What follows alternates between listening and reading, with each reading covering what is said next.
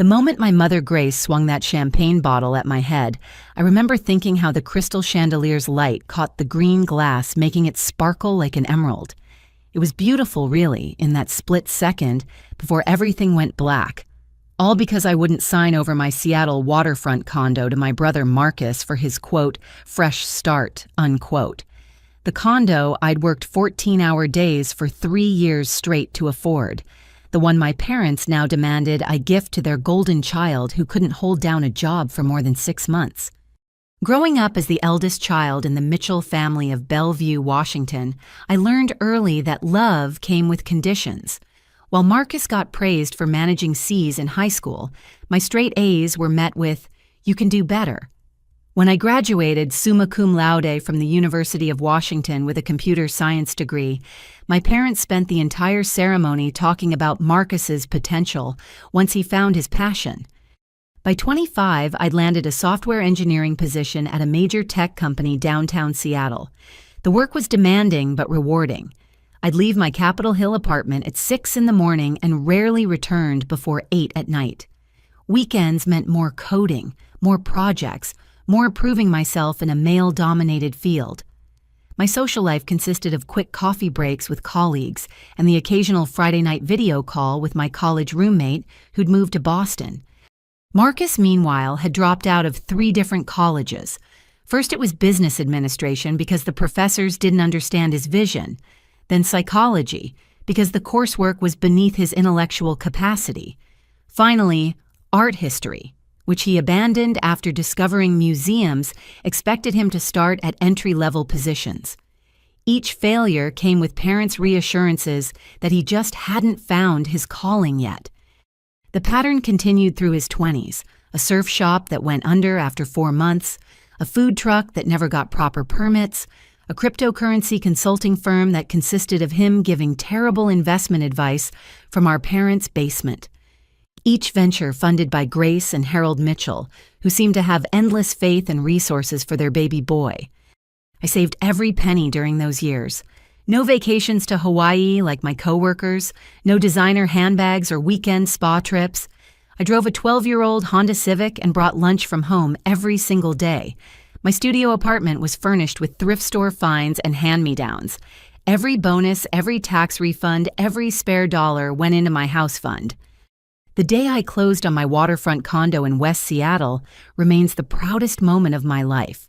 2 bedrooms, floor-to-ceiling windows overlooking Elliott Bay, a kitchen with granite countertops and stainless steel appliances.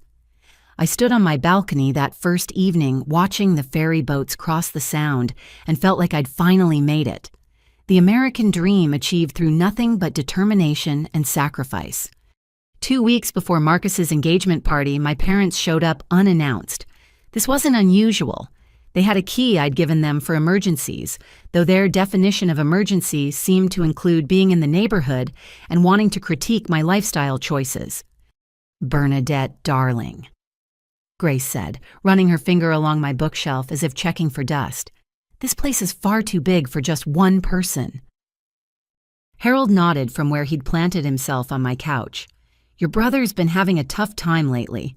That apartment situation was completely unfair." The apartment situation, as they called it, was Marcus being evicted for the 5th time. This round because he'd turned his unit into an illegal Airbnb while owing 4 months of back rent.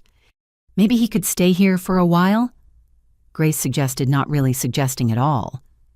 "Family helps family." "He has a bedroom at your house," I reminded them.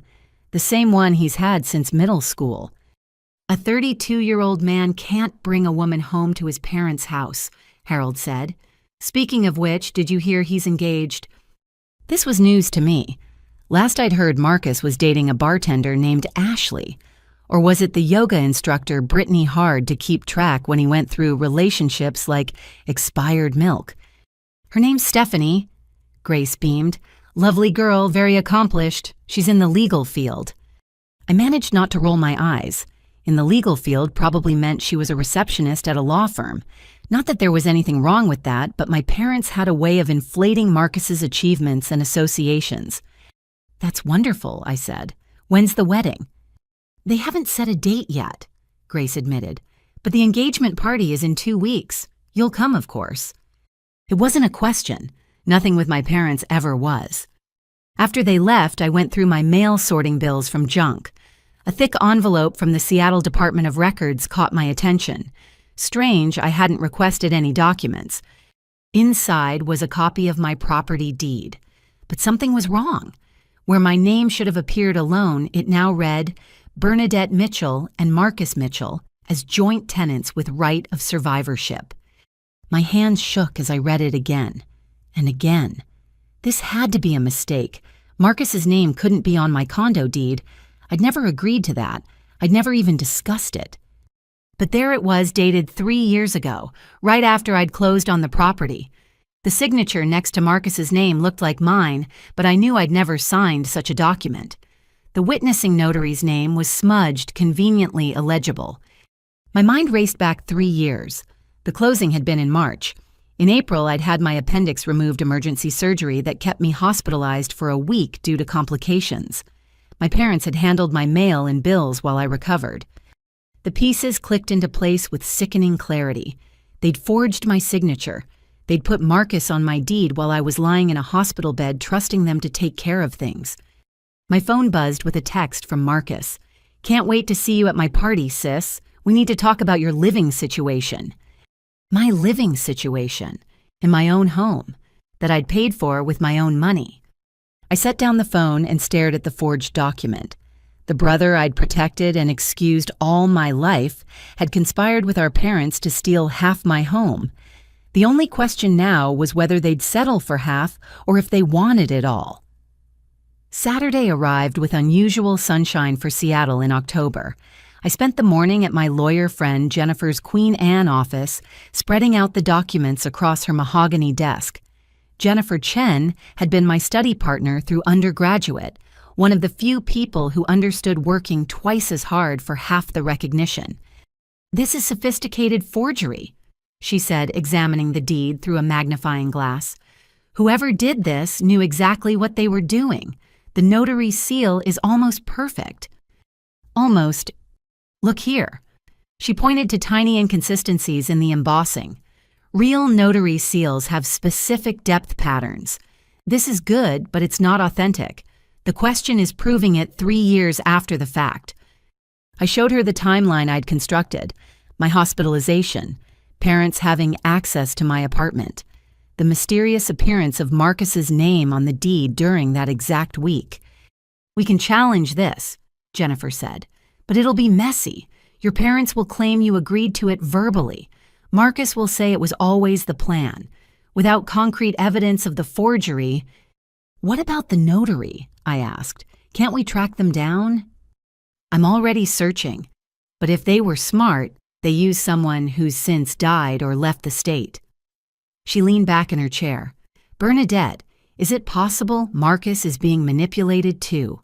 Maybe he doesn't know the signature was forged." I wanted to believe that. Despite everything, some part of me still saw Marcus as my little brother, who used to crawl into my bed during thunderstorms. But then I remembered his text about my living situation. "He knows," I said quietly. "He's always known." The engagement party was set for 4 o'clock at my parents' Bellevue estate, the same house where I'd grown up feeling like a guest who needed to earn her keep. I dressed carefully in a navy sheath dress, professional but not trying too hard. Pearl earrings that had belonged to my grandmother, the only family member who'd ever seen me for who I was. The circular driveway was already packed with luxury cars when I arrived at 3:45. Grace had outdone herself with the decorations, white and gold balloons clustered around the entrance. A banner reading, "Congratulations, Marcus and Stephanie," stretched across the portico. Through the windows, I could see catering staff circulating with champagne and hors d'oeuvres. I sat in my car for a moment, gathering courage. Jennifer had advised me to act normal, not tip my hand about discovering the forgery until we had more evidence. But normal felt impossible when I knew what they'd done. Inside the house buzzed with conversation. About 70 guests mingled through the formal living room and out onto the covered patio. I recognized several of my parents' country club friends, Harold's business associates, and what looked like Marcus's entire current friend group. Bernadette. Grace materialized at my elbow, air-kissing my cheek. She wore winter-white Chanel, her blonde hair freshly highlighted. "Don't you look professional? Come, you must meet Stephanie." She guided me through the crowd with the efficiency of a border collie herding sheep. I caught glimpses of Marcus holding court near the bar, gesticulating wildly about some new business venture. Same song, different verse. Stephanie stood near the French doors leading to the garden, and my first thought was that she didn't match Marcus's usual type at all. Where he typically went for flashy and high maintenance, Stephanie was understated elegance. Sleek black hair in a low bun, minimal makeup, a gray dress that whispered rather than shouted expense. She was speaking intently into her phone. "The property transfer documents need to be filed by Monday," I heard her say. "No, the sister hasn't agreed yet, but that's being handled." She noticed our approach and ended the call smoothly. "Mrs. Mitchell, this must be Bernadette." The famous sister, Stephanie, extended a manicured hand. Her handshake was firm, professional. "Marcus talks about you constantly." "All good things, I hope," I managed. Something flickered in her eyes. "Oh, absolutely, especially about your gorgeous condo. Water views, right? Those are getting harder to find in Seattle." The hair on my neck stood up. Yes, I was lucky to find it. "Luck has nothing to do with it," Grace interjected. "Bernadette works like a dog for that company, 60, 70 hours a week, no life outside of coding." "I enjoy my work," I said evenly. "Still," Stephanie smiled, "must be nice to have all that space to yourself. Marcus mentioned it's 2 bedrooms perfect for when situations change." Before I could respond, she excused herself to rejoin her phone call, walking toward the study. I watched her go mind racing. Legal field, indeed. Everything about her screamed paralegal or legal assistant, the kind who knew exactly how property documents worked. "Let me introduce you to the Weatherbys," Grace said, already pulling me toward another group. "Their daughter just got divorced. Maybe you two can bond over being single career women." I endured 20 minutes of small talk before extracting myself to find a bathroom. But instead of heading to the powder room, I found myself outside Harold's study. The door was slightly ajar, Stephanie's voice carrying clearly. "Yes, I understand the sister might contest it," she was saying, "but the statute of limitations works in our favor. 3 years is a long time. No, she has no idea I helped with the documents. Marcus says she's too trusting for her own good." My blood turned to ice. I pressed closer to the door. "The parents want it done quietly. Public pressure at this party, then she'll cave. Marcus gets the condo, sells it, and we have our nest egg. Yes, I know it's worth at least $680,000 in this market. My fee remains 10% as discussed." Footsteps approached from inside. I quickly moved down the hall, ducking into the actual powder room just as the study door opened fully. Through the crack under the bathroom door, I saw Stephanie's designer heels pause, then continue toward the party. I gripped the marble countertop, staring at my reflection. They'd planned everything. The engagement, the party, the public pressure. Stephanie wasn't some innocent woman who'd fallen for Marcus's charms. She was a co-conspirator, brought in specifically for her legal knowledge. A knock on the door made me jump. "Bernadette, you in there." Marcus's voice, the same one that used to beg me to check for monsters under his bed. "Mom says it's time for toasts." "Be right out," I called, proud that my voice didn't shake. When I emerged, Marcus was leaning against the wall, hands in his pockets. At 32, he still had the boyish looks that got him out of trouble all our lives. Sandy hair that flopped over his forehead, green eyes that sparkled with mischief, the Mitchell family dimples that skipped me entirely. "Good to see you, Bernie," he said, using my childhood nickname. "Been too long." "Has it?" I kept my tone neutral. "Seems like I just saw you last month when you needed to borrow $2,000. He had the grace to look slightly ashamed. "About that, things are turning around now.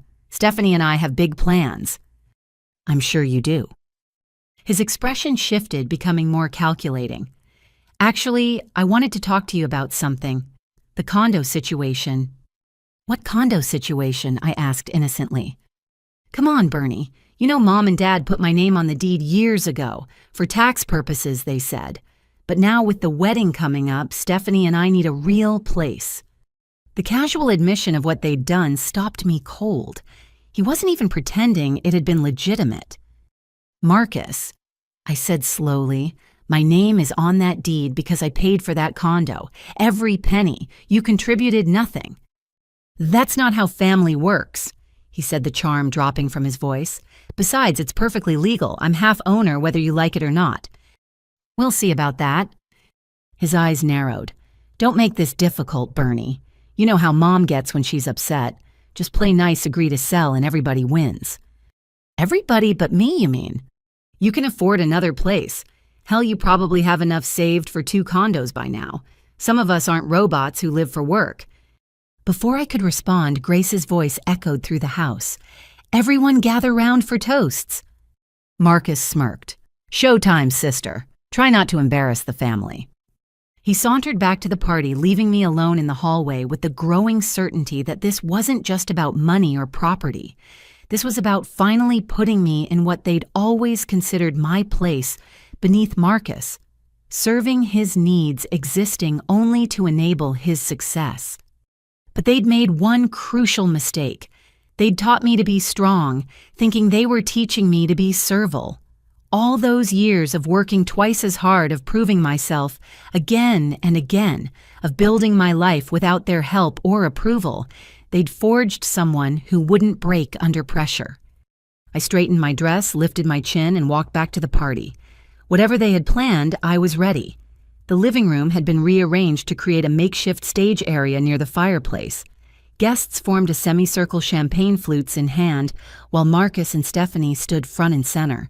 The catering staff circulated with bottles of Dom Perignon, ensuring everyone's glass stayed full. Grace clinked her crystal flute with a silver spoon, the sound cutting through conversations. Thank you all for joining us on this wonderful occasion. She looked radiant in the afternoon light streaming through the tall windows, every inch the Bellevue society matron. Harold stood beside her chest, puffed with pride, his gray suit impeccable as always. They'd positioned themselves slightly apart from Marcus and Stephanie, making it clear who was running this show. Harold and I have been blessed with 2 children. Grace began, her voice carrying the practiced modulation of someone used to public speaking. Our son Marcus, brilliant and creative, a true entrepreneur with vision beyond his years. I noticed several guests exchange glances. Most of them had probably lent Marcus money at some point, never to see it again. And our daughter, Bernadette. Grace continued, her tone cooling noticeably.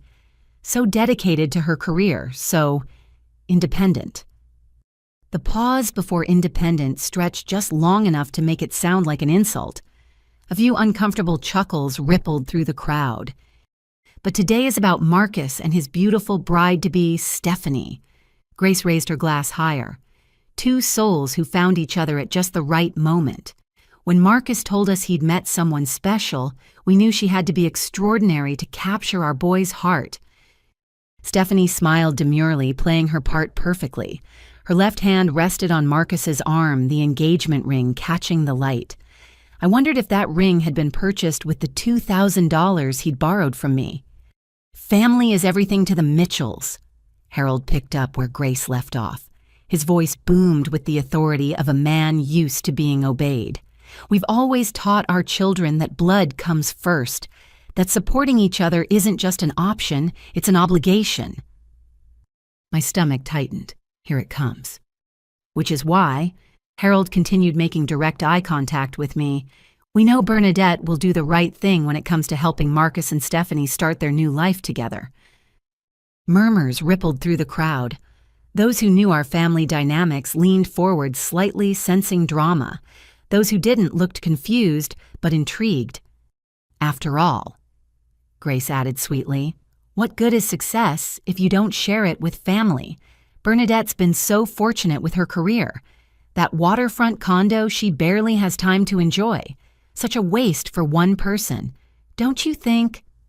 My face burned as 70 pairs of eyes swiveled toward me. Some sympathetic, most simply curious to see what would happen next. I felt like a specimen under a microscope, every reaction being cataloged and judged. Marcus cleared his throat, stepping forward. Actually, Mom, Dad, Stephanie, and I have been discussing this. We don't want to put Bernie in an awkward position. For a brief moment, I felt hope. Maybe Marcus had developed a conscience. Maybe Stephanie had talked sense into him. Which is why, he continued, we think the best solution is to sell the condo and split the proceeds. That way, Bernie can downsize to something more appropriate for a single woman, and Stephanie and I can put our half toward a family home. Our half. As if he'd contributed anything beyond fraud and forgery. That's very generous of you, darling. Grace beamed at Marcus, then turned her laser focus on me. Bernadette, don't you have something to say to your brother's thoughtful proposal? Every eye in the room locked onto me. The silence stretched like taffy, sticky and suffocating. I could feel my parents' expectation pressing down like a physical weight. Say yes, agree. Don't make a scene. Be the good daughter we trained you to be. I set down my champagne flute on the nearest table, the crystal ringing softly against marble. When I spoke, I kept my voice calm and clear. No. The word hung in the air like a challenge. Grace's smile froze, becoming something sharp and dangerous. I'm sorry, she said, though she'd clearly heard me. I said no. I will not be selling my condo. I will not be giving Marcus any proceeds from a sale. The property is mine, purchased with my money, and it will remain mine. But Marcus's name is on the deed, Harold said, his jovial mask slipping. Has been for years. You can't just ignore that. A deed that was fraudulently altered while I was in the hospital, I replied evenly, without my knowledge or consent, which I believe is called forgery. Gasps erupted from the crowd. Someone whispered, did she just accuse them of forgery? Another voice muttered, I knew something was off about this family. Marcus stepped forward, his face flushing red. How dare you stand there and lie? You agreed to put me on the deed. You said family helps family. When, I challenged, when exactly did I agree to give you half ownership of my largest asset? Name the date, the place. Who witnessed this conversation? You were probably drunk. Stephanie interjected, earning shocked looks for her sudden venom. Marcus told me how you can't handle your liquor. You probably don't even remember agreeing. Interesting theory from someone I met 30 minutes ago. I shot back. Tell me, Stephanie, how long have you worked as a paralegal? Is that where you learned about property transfers? Maybe even how to forge documents? Her face went white, then red. I don't know what you're implying. I'm not implying anything. I'm stating facts. My signature was forged, my property was stolen, and I will be pursuing legal action against everyone involved. You ungrateful little bitch! Grace snarled, her society mask finally cracking completely. After everything we've done for you, what exactly have you done for me? I asked, genuinely curious. Ignored my achievements, funneled my college fund to Marcus's failed businesses, made me feel like an outsider in my own family. We fed you, we clothed you, we gave you a roof over your head. The legal minimum required of parents. Congratulations on not going to jail for child neglect. The crowd was backing away now, forming a wider circle as if violence might break out, which, given Grace's expression, wasn't impossible. You were nothing when we took you in, Grace hissed, advancing on me. A nobody, a charity case, and this is how you repay us. Took me in. I frowned. What are you talking about? I'm your daughter. Something flickered across Harold's face. Fear, guilt. He reached for Grace's arm, but she shook him off. You want to talk about truth? Grace laughed high and sharp. Let's talk about truth. You're not our real daughter, never were. Just a burden we took on, and look how you've turned out. Selfish, cold, unlovable. The room spun. I gripped the back of a chair, trying to process what she'd just said. Adopted, I was adopted. In 32 years, they'd never said a word. Grace, Harold warned, this isn't the time.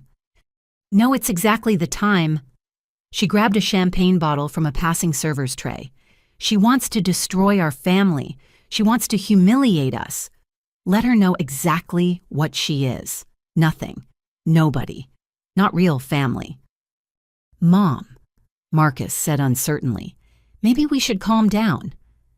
Don't you defend her. Grace rounded on him, then back to me. You think you're so special with your condo and your career? You're nothing but an ungrateful orphan who forgot her place. But I'll remind you. She raised the bottle high and time seemed to slow. I saw Harold lunge forward too late, heard Marcus shout something unintelligible, watched Stephanie pull out her phone, probably already calculating the legal ramifications.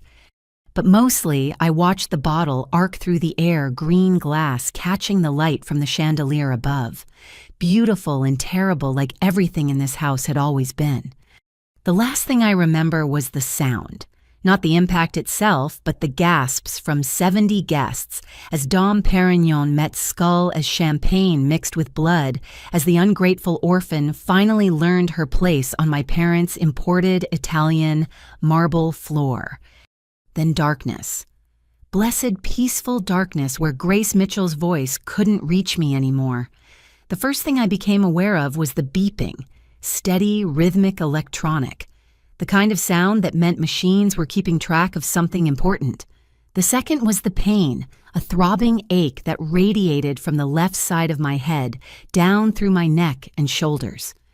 I tried to open my eyes, but they felt weighted down like someone had placed coins on the lids. My throat was desert dry, and when I attempted to speak, only a rasp emerged. "She's waking up," a woman's voice said. "Page Dr. Rodriguez." Cool fingers pressed against my wrist, checking my pulse. I managed to crack one eye open, immediately squinting against the fluorescent brightness. A nurse in seafoam green scrubs smiled down at me. "Welcome back, Miss Mitchell. You've been quite the sleepyhead." "How?" My voice came out as barely a whisper. "How long?" 3 days, she said, adjusting something on the IV stand beside my bed. "You had us worried for a while there. That was quite a knock to the head." 3 days. I'd been unconscious for 3 days. Memories flooded back in nauseating waves. The party, the confrontation, Grace calling me an orphan, the bottle swinging toward my head. "My family," I croaked. "Are they—" The nurse's expression tightened almost imperceptibly. "Let's focus on you right now. Dr. Rodriguez will be here soon to check you over." She busied herself with the monitors, but I caught her glancing toward the door. Something was wrong. Beyond the obvious fact that my mother had tried to brain me with champagne. Dr. Rodriguez arrived within minutes, a compact woman with silver-streaked hair and kind eyes behind wire-rimmed glasses. She performed a series of neurological tests, having me follow her finger with my eyes, squeeze her hands, push against resistance. "You're very lucky," she said finally. The CT scan showed a linear skull fracture but no bleeding in the brain. "You have a severe concussion and will need to monitor you for a few more days, but you should make a full recovery." "Lucky," I repeated. My mother hit me with a bottle. Dr. Rodriguez exchanged glances with the nurse. "About that, there's a detective who's been waiting to speak with you. Are you feeling up to it?" I nodded, immediately regretting it as pain lanced through my skull. "Take it easy," the doctor advised. "No sudden movements for a while. I'll send him in, but if you get tired or overwhelmed, just tell Nurse Patterson." Detective Martinez looked like he'd stepped out of a crime procedural. Late 30s athletic build with observant dark eyes that probably missed nothing. He pulled a chair close to my bed, keeping his voice low and calm. "Miss Mitchell, I'm Detective Ray Martinez with the Bellevue Police Department. How are you feeling?" "Like my mother tried to kill me," I said bluntly. "Because she did." He pulled out a small notebook. "That's what we need to discuss.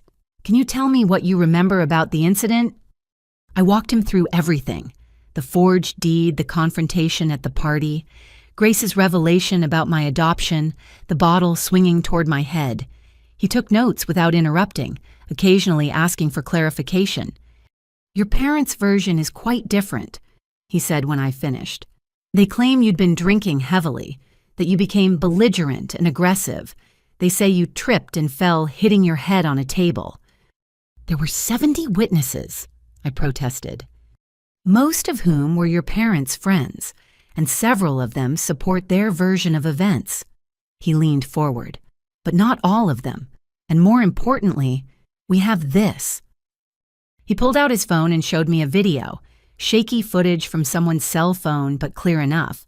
Grace raising the bottle, me standing perfectly still, not drunk, not aggressive.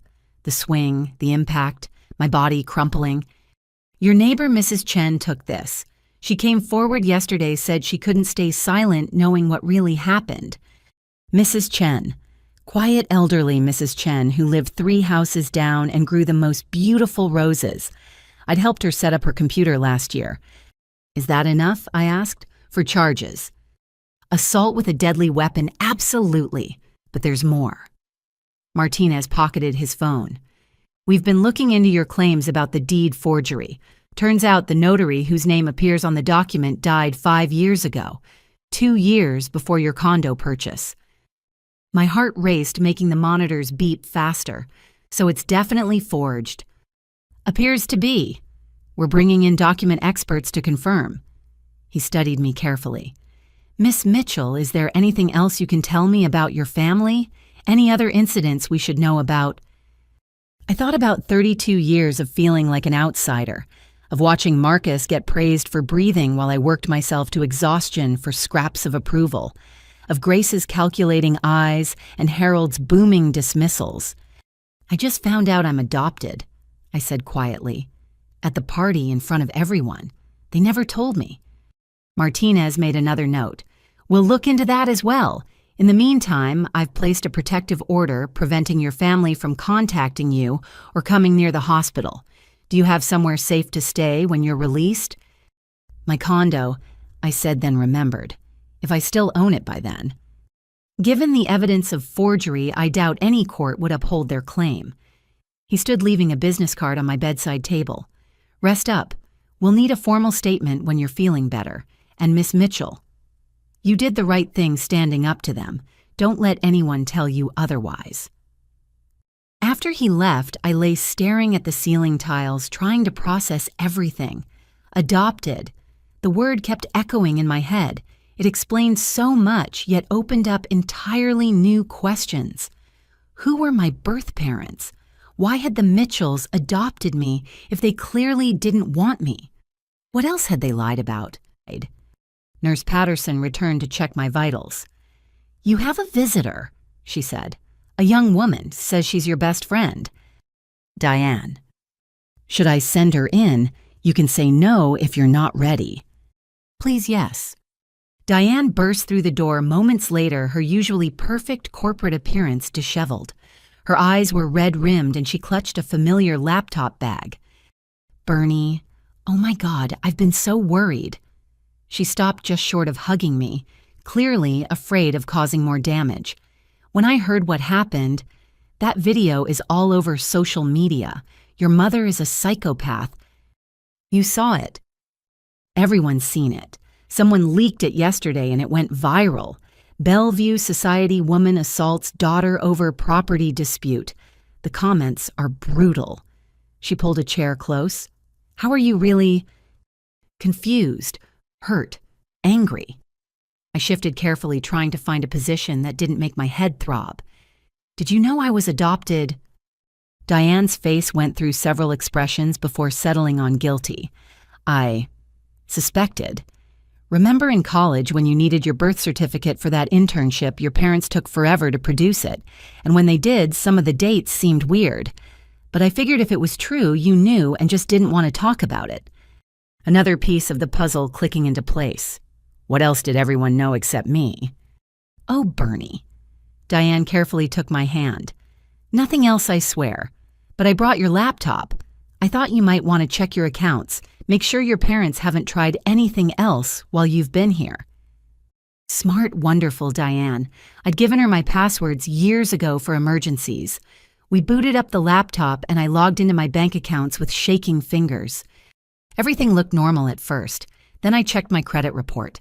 3 new credit cards opened in my name within the last 48 hours, all maxed out. Those bastards, Diane breathed. They're trying to destroy your credit. Print everything I told her. Every transaction, every application. Add it to the evidence pile. As Diane worked, I noticed an email from Jennifer, my lawyer friend. The subject line made my blood run cold. Urgent life insurance discovery. I clicked it open, reading with growing horror. Jennifer had done some digging after our meeting.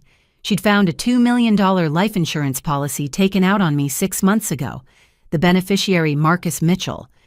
The policy application included a medical exam I'd never taken, answers to health questions I'd never provided, and another forged signature. The premium payments came from an account I didn't recognize. "Diane," I said quietly, "they weren't just trying to steal my condo." She read over my shoulder, her face paling. "Bernie, this is conspiracy to commit murder. They took out insurance and then tried to kill you." The monitors started beeping more insistently as my heart rate spiked.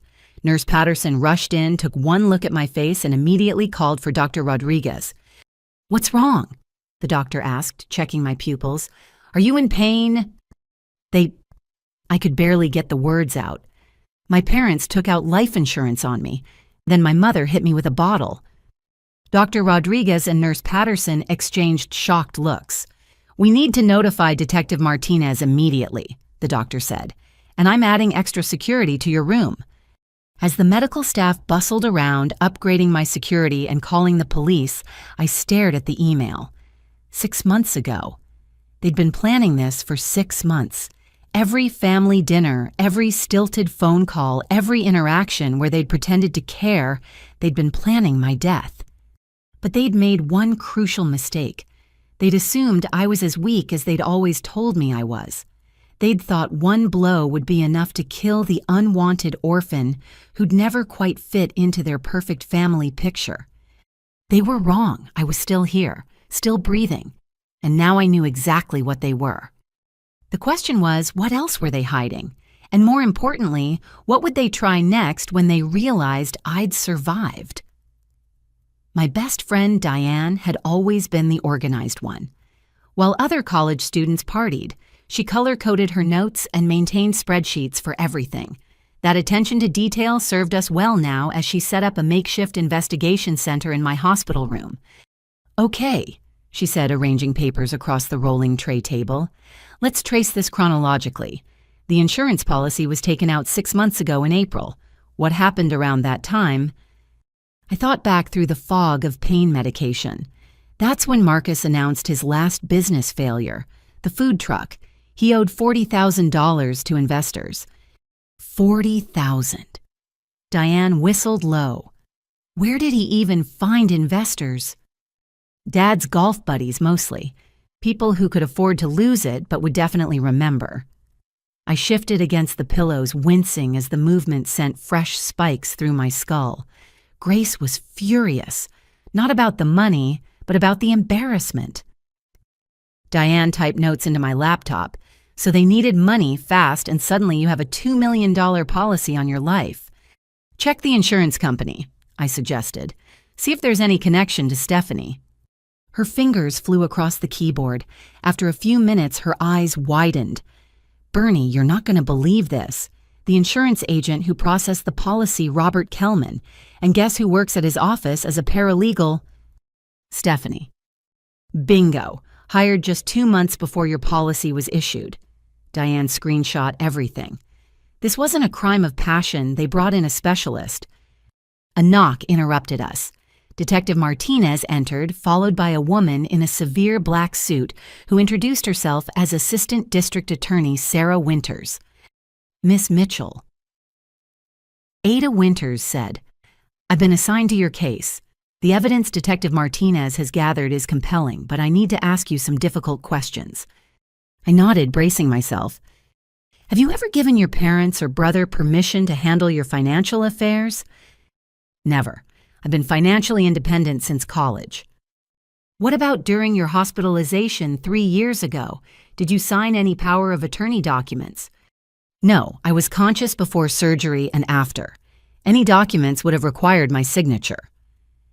She made notes on her tablet. "We pulled the records from that insurance company. The medical exam was performed by a Dr. Patricia Morse. Ring any bells?" I shook my head, immediately regretting the motion. Dr. Morse lost her license 2 years ago, Martinez added, for falsifying medical documents. She's currently serving time for insurance fraud. So they used a corrupt doctor to fake my medical exam, I summarized. Stephanie's connections to process the paperwork. Then what? Wait for an opportunity?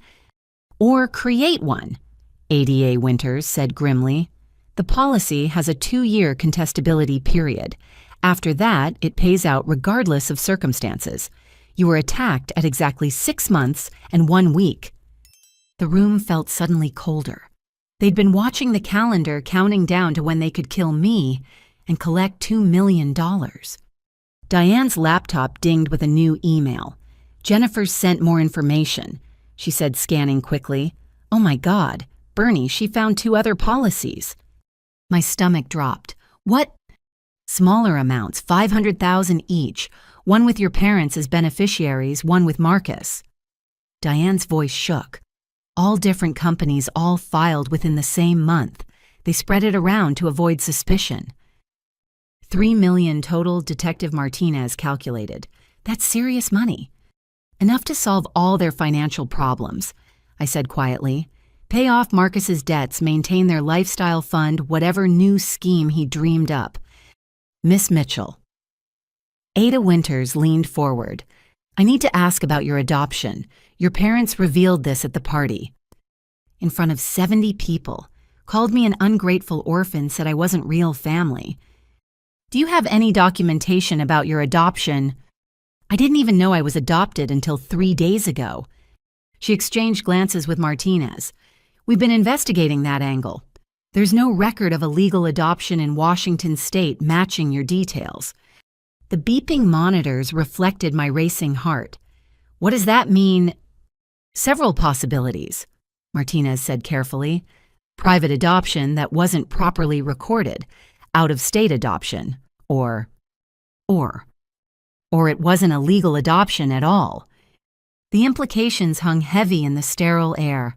If my adoption wasn't legal, then who was I? Where had I come from? And why had the Mitchells taken me in? We're subpoenaing all family records, Ada Winters assured me. Bank statements, correspondence, everything. If there are answers, we'll find them. After they left, Diane helped me work through the cybersecurity implications. We changed every password-enabled 2-factor authentication on all accounts and froze my credit. She even set up alerts for any new accounts or inquiries. There's something else, she said hesitantly. While you were unconscious, someone tried to access your work computer remotely. It caught it and locked everything down but Bernie. They were trying to delete your project files. My current project was a security protocol worth millions to my company. If it disappeared, so would my job and my reputation in the industry. They're not just trying to kill me, I realized. They're trying to erase me completely, make it look like I had a breakdown, destroyed my own life. Well, they failed, Diane said fiercely.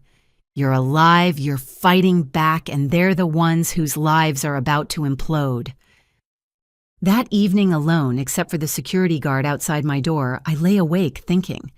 Every memory of childhood took on new shadows. Why had I been the only one required to do chores? Why did family photos always seem to position me slightly apart? Why did Grace insist on different standards for me and Marcus? My phone, which Diane had rescued from the party, vibrated with a text from an unknown number. Against my better judgment, I opened it. You should have just given him the condo. This didn't have to happen. There's still time to make it right. Drop the charges sign over the property and everyone can move on. You were never meant to be part of this family anyway. No signature, but I recognized the tone. Grace had always been expert at making threats sound like reasonable suggestions. I screenshot the message and forwarded it to Detective Martinez. Then I typed back a single word, no. The response came quickly. You have no idea what we're capable of. Foster kids disappear all the time. Foster kid, is that what I'd been? The revelation sent fresh waves of nausea through me. I screenshotted this too, then blocked the number. But I couldn't block the questions. If I was a foster child, where was my real family? Why had no one looked for me? And what had the Mitchells gained by taking in an unwanted child only to treat her like an indentured servant? My hospital room door opened slightly. I tensed, then relaxed as Nurse Patterson entered for night rounds. "Can't sleep?" she asked gently, checking my IV. Too many thoughts. "Would you like something to help?" I almost said yes, then remembered what had happened the last time I was vulnerable in a hospital. "No, thank you. I need to stay alert." She patted my hand understandingly. "The guard's right outside. You're safe here." But I didn't feel safe. I felt exposed, vulnerable, like a target with a $3 million bullseye painted on my back. The Mitchells had spent 6 months planning my death. They wouldn't give up just because their first attempt had failed. Outside my window, Seattle's lights twinkled in the darkness. Somewhere out there, my would-be killers were probably planning their next move. But I was planning too. Every document Diane had saved, every screenshot I'd taken, every piece of evidence we'd gathered was another nail in their coffin. They'd raised me to be quiet, compliant, grateful for scraps. They'd never expected me to fight back. That was their second crucial mistake. Their first was trying to kill someone who'd spent 32 years learning to survive without their love. Detective Martinez arrived the next morning with coffee and a thick folder that made my pulse quicken. His expression was grim as he settled into the visitor's chair. "Miss Mitchell, what I'm about to share might be disturbing. Are you prepared for that?" I pushed myself up straighter in the hospital bed, ignoring the residual dizziness. "After finding out my family planned to murder me for insurance money, I think I can handle whatever's in that folder." He opened it carefully, revealing photocopied documents and police reports. "Your mother, Grace Mitchell, has a sealed juvenile record. It took some doing to get access, but given the severity of the current charges..." "What did she do?" "When she was 16, she assaulted a neighbor with a baseball bat. The woman owned a vintage car that Grace wanted. When the neighbor refused to sell, Grace waited until dark and attacked her in her driveway." My blood chilled. Was the woman okay? Skull fracture, permanent hearing loss in one ear. Grace's parents were wealthy, good lawyers, got her probation and counseling. The records were sealed when she turned 18. "So she's done this before, attacked someone with a blunt object over properties she wanted." "The pattern is concerning," Martinez agreed.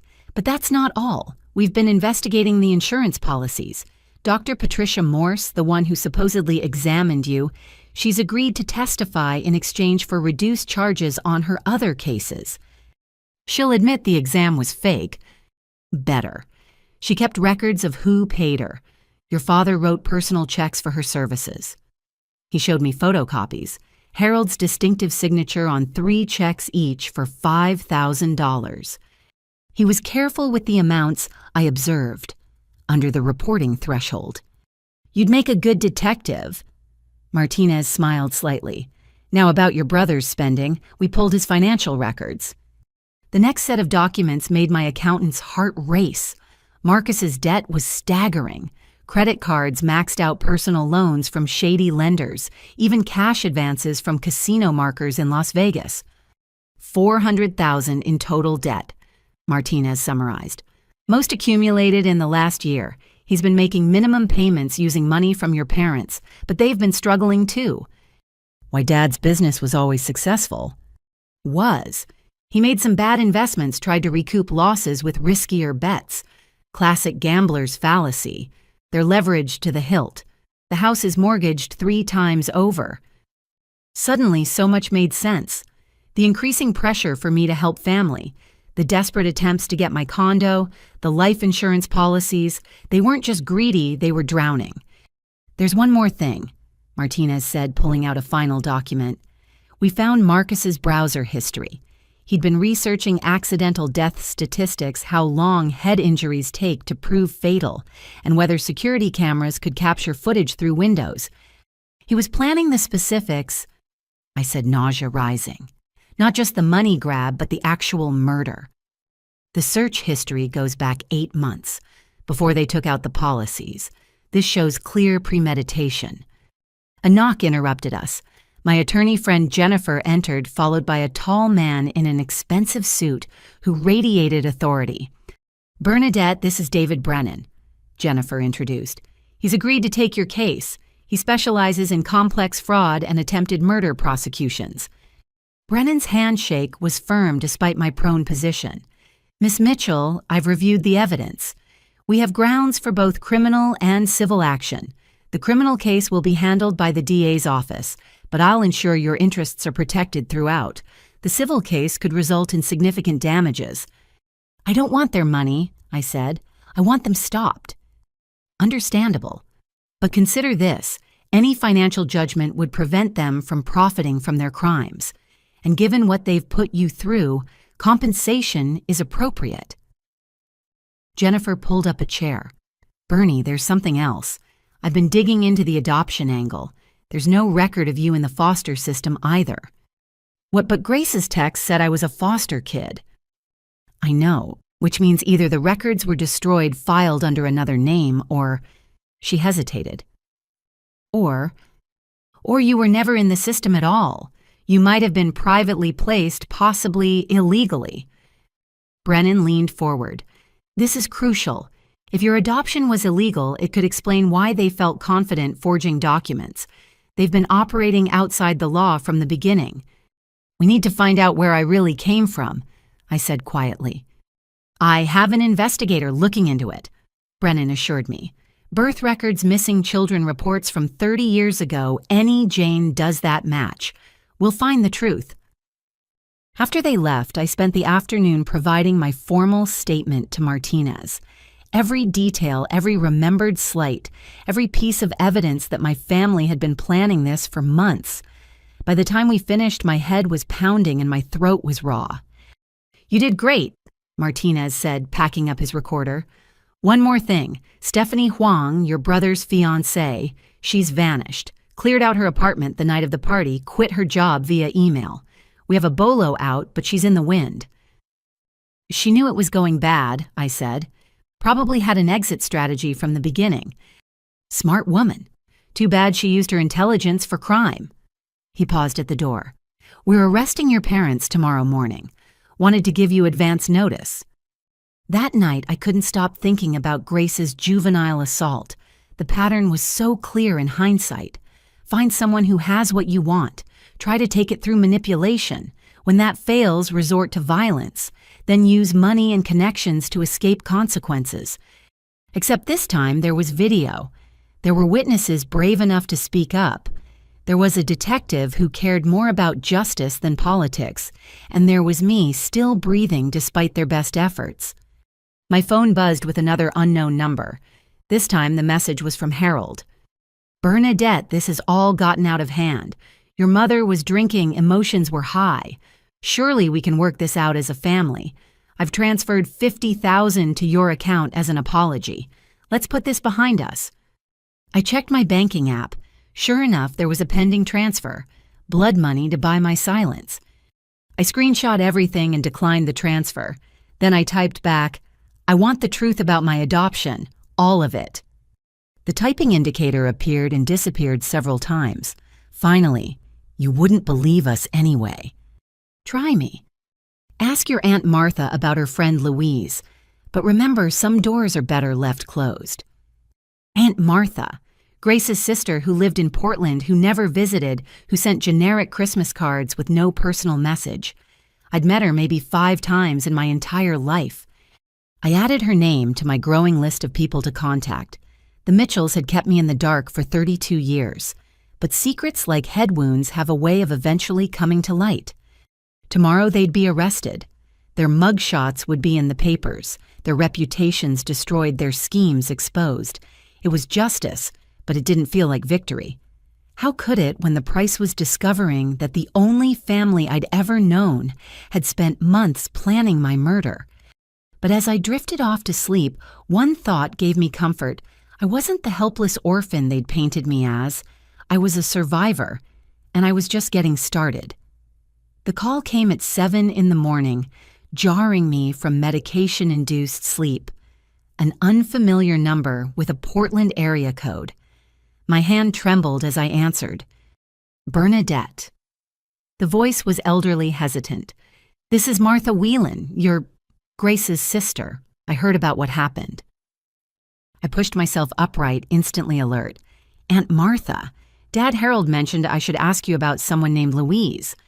Silence stretched so long I thought she'd hung up. Then a heavy sigh. I knew this day would come. I told Grace 30 years ago that lies have a way of surfacing. "Can I visit you?" This isn't a conversation for the phone.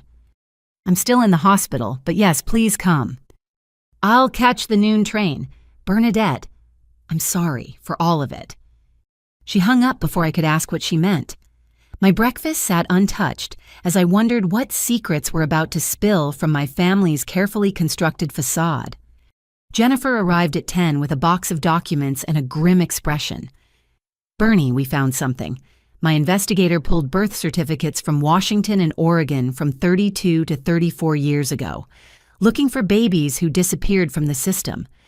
And March 15th, 32 years ago, a baby girl named Emma Louise Thornton was born at Swedish Medical Center. Parents were David and Louise Thornton of Queen Anne. My heart stuttered. March 15th was my birthday, or at least the date I'd always celebrated. What happened to them? Jennifer's face darkened. Car accident when Emma was 2. Both parents killed instantly. The baby survived with minor injuries. That's terrible, but what does it have to do with me? Bernie David Thornton was heir to a timber fortune. Louise came from old Seattle money. Their daughter Emma stood to inherit approximately $5 million in trust funds. The room spun.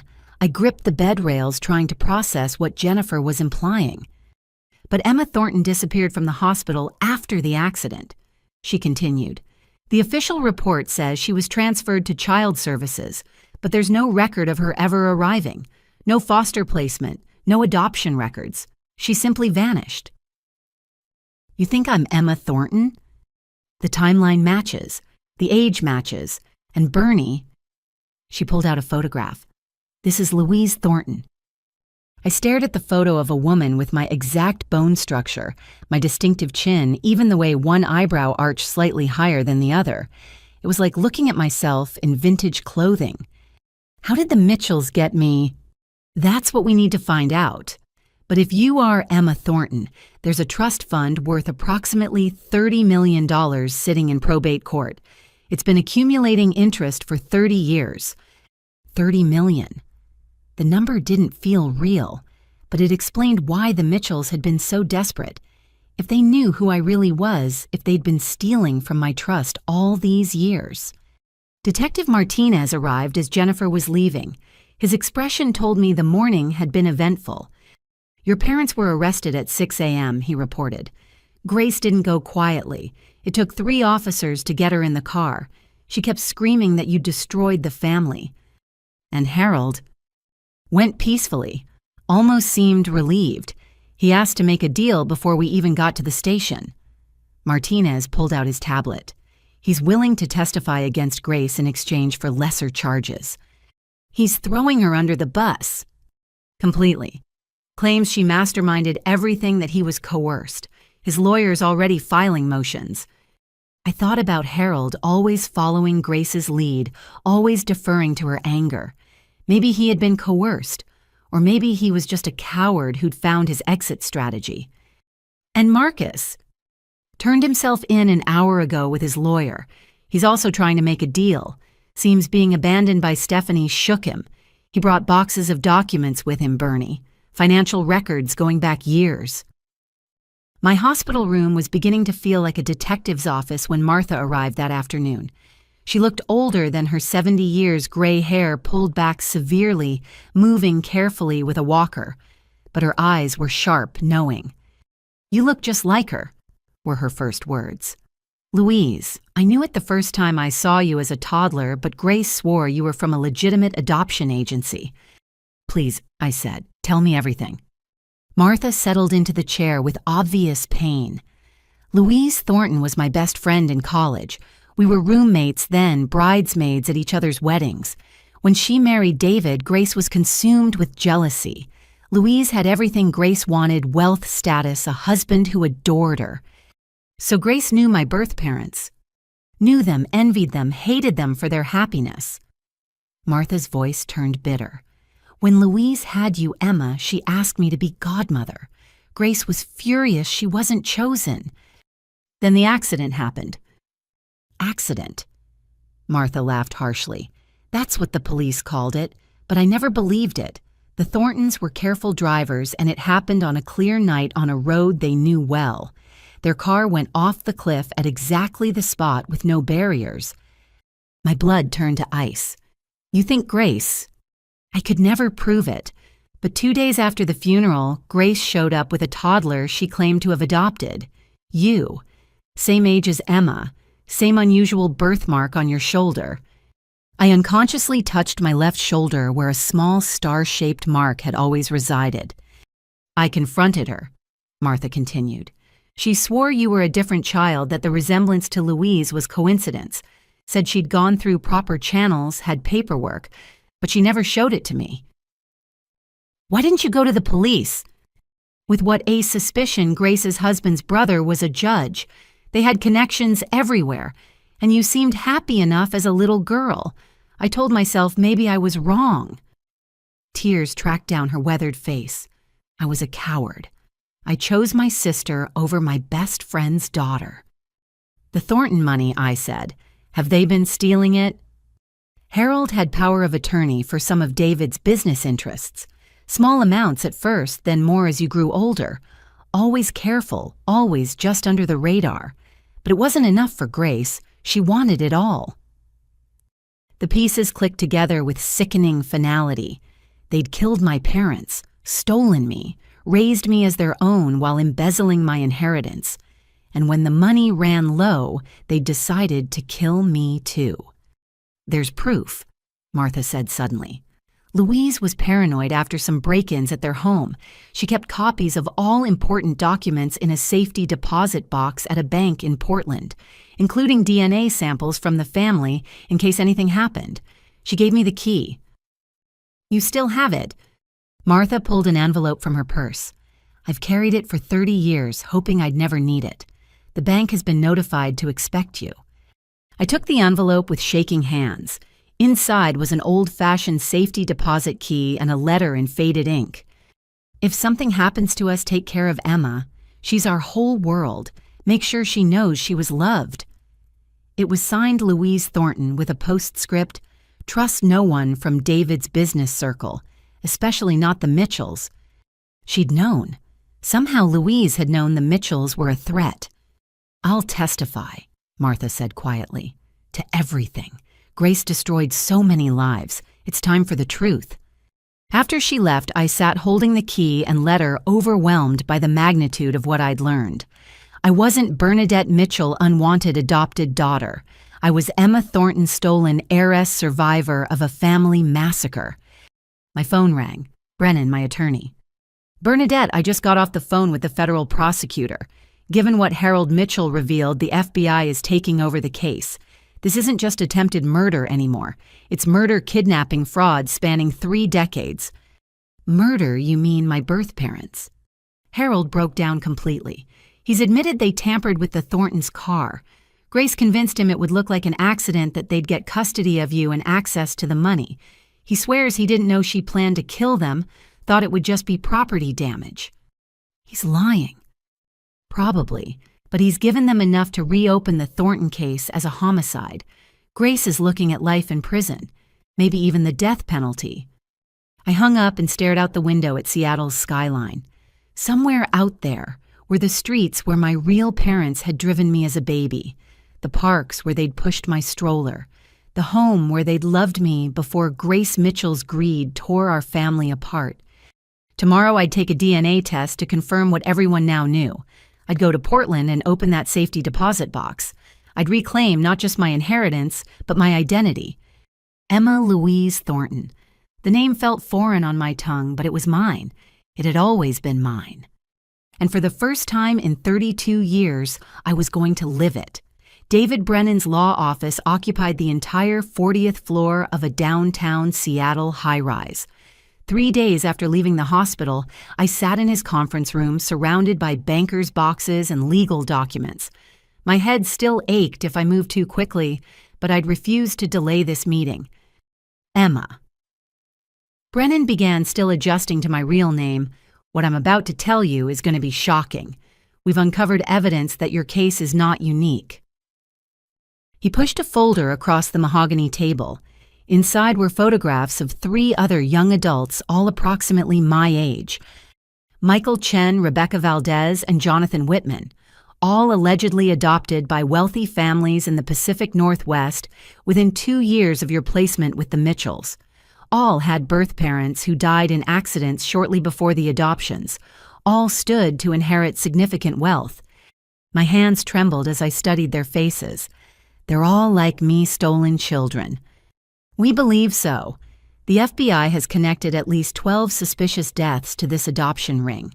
Your parents, the Mitchells, weren't the masterminds. They were clients. Who was running it? A lawyer named Vincent Castellano. He specialized in private adoptions, had connections throughout child services.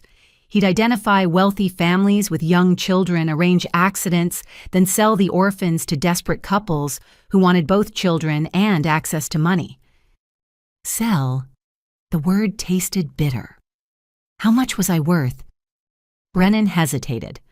According to Harold's confession, they paid $200,000 for you, plus a percentage of any funds they could access from your trust. $200,000, the price of stealing a child, murdering her parents, erasing her identity. I pushed down the rage, threatening to overwhelm me. There would be time for anger later. Where is Castellano now? Dead. Heart attack 5 years ago, but his records survived. His secretary kept everything, apparently blackmailing clients for years. She's agreed to cooperate in exchange for immunity. And the other stolen children. Michael Chen discovered the truth last year when his adoptive mother had a deathbed confession. He's been fighting for his inheritance in California courts. Rebecca Valdez still doesn't know.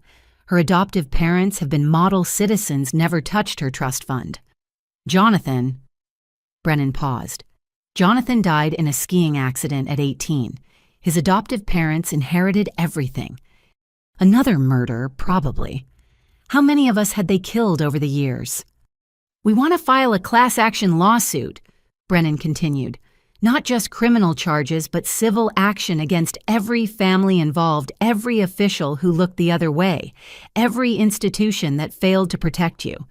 Are you willing to be the lead plaintiff? Yes. No hesitation. These people had stolen not just money, but entire lives, identities, families. A knock interrupted us. Brennan's assistant entered with Detective Martinez and a woman in an FBI windbreaker. Ms. Thornton. The agent introduced herself as Special Agent Sarah Kim. We've been investigating the Mitchells' finances.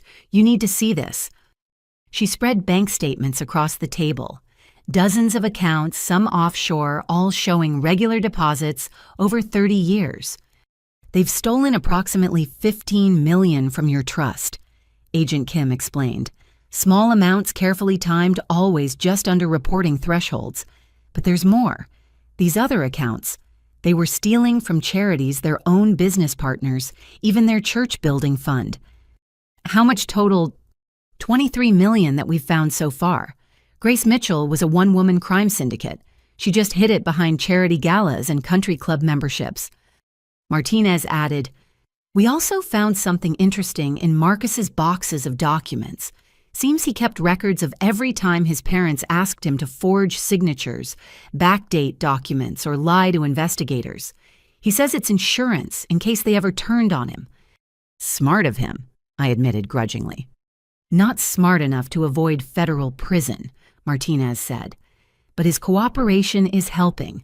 We arrested 6 more people this morning based on his information, including 2 bank managers who helped hide the stolen funds.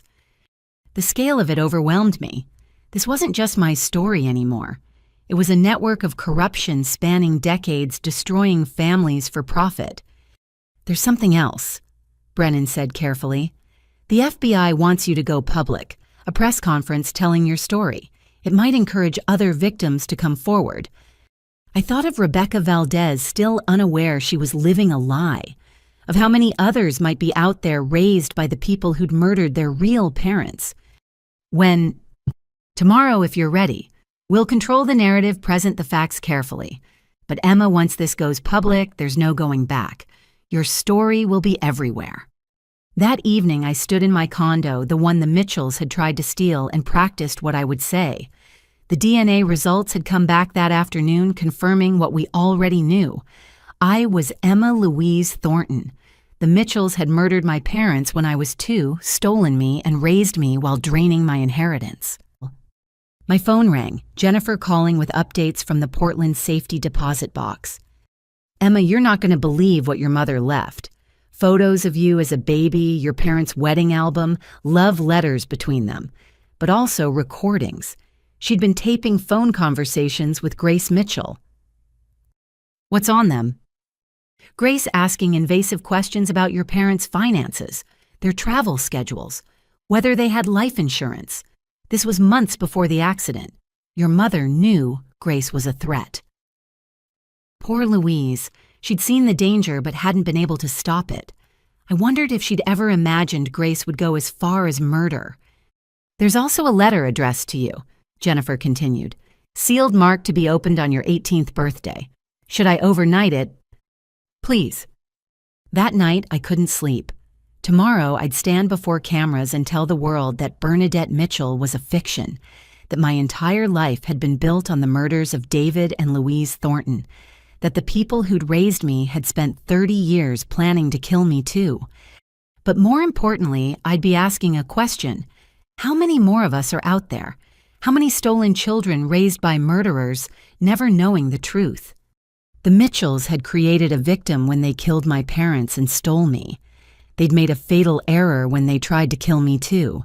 Because now I wasn't just Emma Thornton survivor. I was Emma Thornton fighter. And I was about to bring their entire world crashing down. My phone buzzed with a text from an unknown number. You have no idea what you're starting. Some secrets should stay buried. Walk away while you can. I screenshot it and forwarded it to Agent Kim. Then I typed back, the truth doesn't stay buried. See you at the press conference. Whatever shadows were still out there, whatever co-conspirators were scrambling to cover their tracks, they were about to learn what the Mitchells had discovered. I don't stay down. I don't stay quiet. And I definitely don't walk away. Tomorrow the world would meet Emma Thornton, and the adoption ring that had operated in darkness for 3 decades would finally face the light. The FBI field office's press room was packed beyond capacity. Local news, national correspondents, true crime podcasters, and newspaper journalists crammed into every available space. I sat at the long table facing them, flanked by Agent Kim, Ada Winters, and David Brennan. My hands didn't shake as I adjusted the microphone. The Mitchells had raised me to be poised under pressure, though they'd never intended for me to use that skill against them. Good morning. I began, my voice steady. My name is Emma Louise Thornton, though until 2 weeks ago I believed I was Bernadette Mitchell. I'm here to tell you about a 30-year conspiracy of murder, kidnapping, and fraud that has destroyed multiple families across the Pacific Northwest. The room erupted with camera flashes and questions. Agent Kim raised her hand for silence. I continued. When I was 2 years old, my parents, David and Louise Thornton, were murdered in a staged car accident. I was kidnapped from the hospital and sold to Grace and Harold Mitchell for $200,000. They raised me as their daughter while systematically stealing my inheritance, which should have been worth $30 million. Gasps rippled through the crowd. I pushed forward, voice growing stronger. 2 weeks ago, when I refused to give my adoptive brother my legally purchased condo, Grace Mitchell attempted to murder me with a champagne bottle. This assault captured on video led to the unraveling of their crimes. But the Mitchells aren't unique. We've identified at least 11 other families who purchased kidnapped children through the same network. I held up the photographs Brennan had shown me. These are just some of the stolen children. We're asking anyone who was privately adopted in the Pacific Northwest between 1990 and 1995 to contact the FBI. You may be a victim without knowing it. The questions came fast and fierce. How did they hide this for so long? Bribes, forged documents, and murdered witnesses, Agent Kim answered. We've arrested 17 people so far, including judges, social workers, and bank officials. What about the other children? We're reaching out to all potential victims, ADA Winters said. Some may choose to maintain their current lives, but they deserve to know the truth. Miss Thornton, how do you feel about the people who raised you? I'd prepared for this question, but it still hit hard. The Mitchells stole everything from me. My parents, my identity, my inheritance. They plotted my murder for insurance money. But they also taught me to be strong, to work hard, to never give up. I'm using those skills to ensure they face justice. What about your biological brother, Marcus? He's cooperating with authorities and will serve time for his role in the fraud. I hope he uses that time to become a better person. The press conference continued for an hour. By the time it ended, my story was trending worldwide. Social media exploded with hashtags like stolen children and Hans Okans justice for Emma. But the real bombshell came that afternoon. I was back in my condo fielding calls from reporters when Agent Kim called. Emma, you need to see the news. Channel 7. I turned on the television to see a breaking news banner, Mitchell Charity Foundation exposed as 30-year fraud scheme. The reporter stood outside the Bellevue Country Club. Shocking revelations continue in the Emma Thornton case. We've learned the prestigious Mitchell Foundation, which has raised millions for supposed children's charities, over 3 decades never donated a cent to legitimate causes. Instead, the money funded the Mitchell family's lavish lifestyle and covered their mounting debts. The screen showed photos from charity galas I remembered attending, Grace in designer gowns, Harold glad-handing donors. All those wealthy people believing they were helping children, never knowing they were funding the family that had stolen children. Former donors are already filing lawsuits, the reporter continued. Margaret Ashford, who donated $500,000 over 20 years, had this to say. The screen cut to an elderly woman in Pearl's fury etched on her face. Grace Mitchell sat on my charity board. She cried actual tears talking about helping orphans. To know she was stealing from orphans, murdering their parents. I want every cent back with interest. My phone rang. Brennan. Emma, the floodgates have opened. 16 more victims have come forward in the last hour. 3 are confirmed through DNA testing as children who supposedly died in accidents. Their parents were murdered, their deaths faked, and they were sold to wealthy families. 16 more. And climbing. One woman in California just discovered she's the heiress to a hotel chain. She thought her parents were migrant workers who died in a fire. Turns out they owned half of Napa Valley. The scope kept expanding. This wasn't just about me anymore. It was about dozens, possibly hundreds of stolen lives. That evening, something unexpected happened. Marcus called from the Federal Detention Center. Emma, he said, using my real name for the first time. I know you hate me. You should. But I need you to know something. I'm listening. I found more files, hidden ones. Mom, Grace, she kept records of everything. Names, dates, amounts. She was blackmailing some of the other families, threatening to expose their adopted children weren't legally obtained. Why are you telling me this? Because there's a storage unit. I'll give you the location and key code. Everything's there, including, he paused, including photos of your real parents, videos of you as a baby with them. She kept them as trophies. My throat closed. Videos of my parents. The parents I couldn't remember. Why keep that I managed? She liked to watch them sometimes. Said it reminded her that anyone could be brought down if you were smart enough. She's evil Emma. I see that now.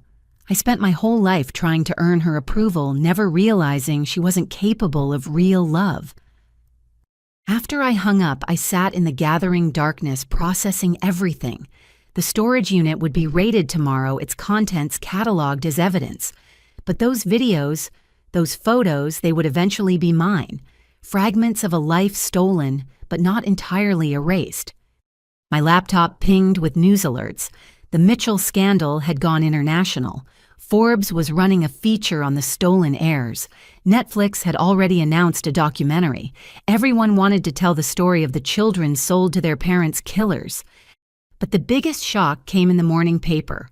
Below the fold, a small article. Stephanie Huang arrested at Canadian border. Marcus's mysterious fiancée had been caught trying to flee with $2 million in cash and diamonds. She'd been more than a paralegal.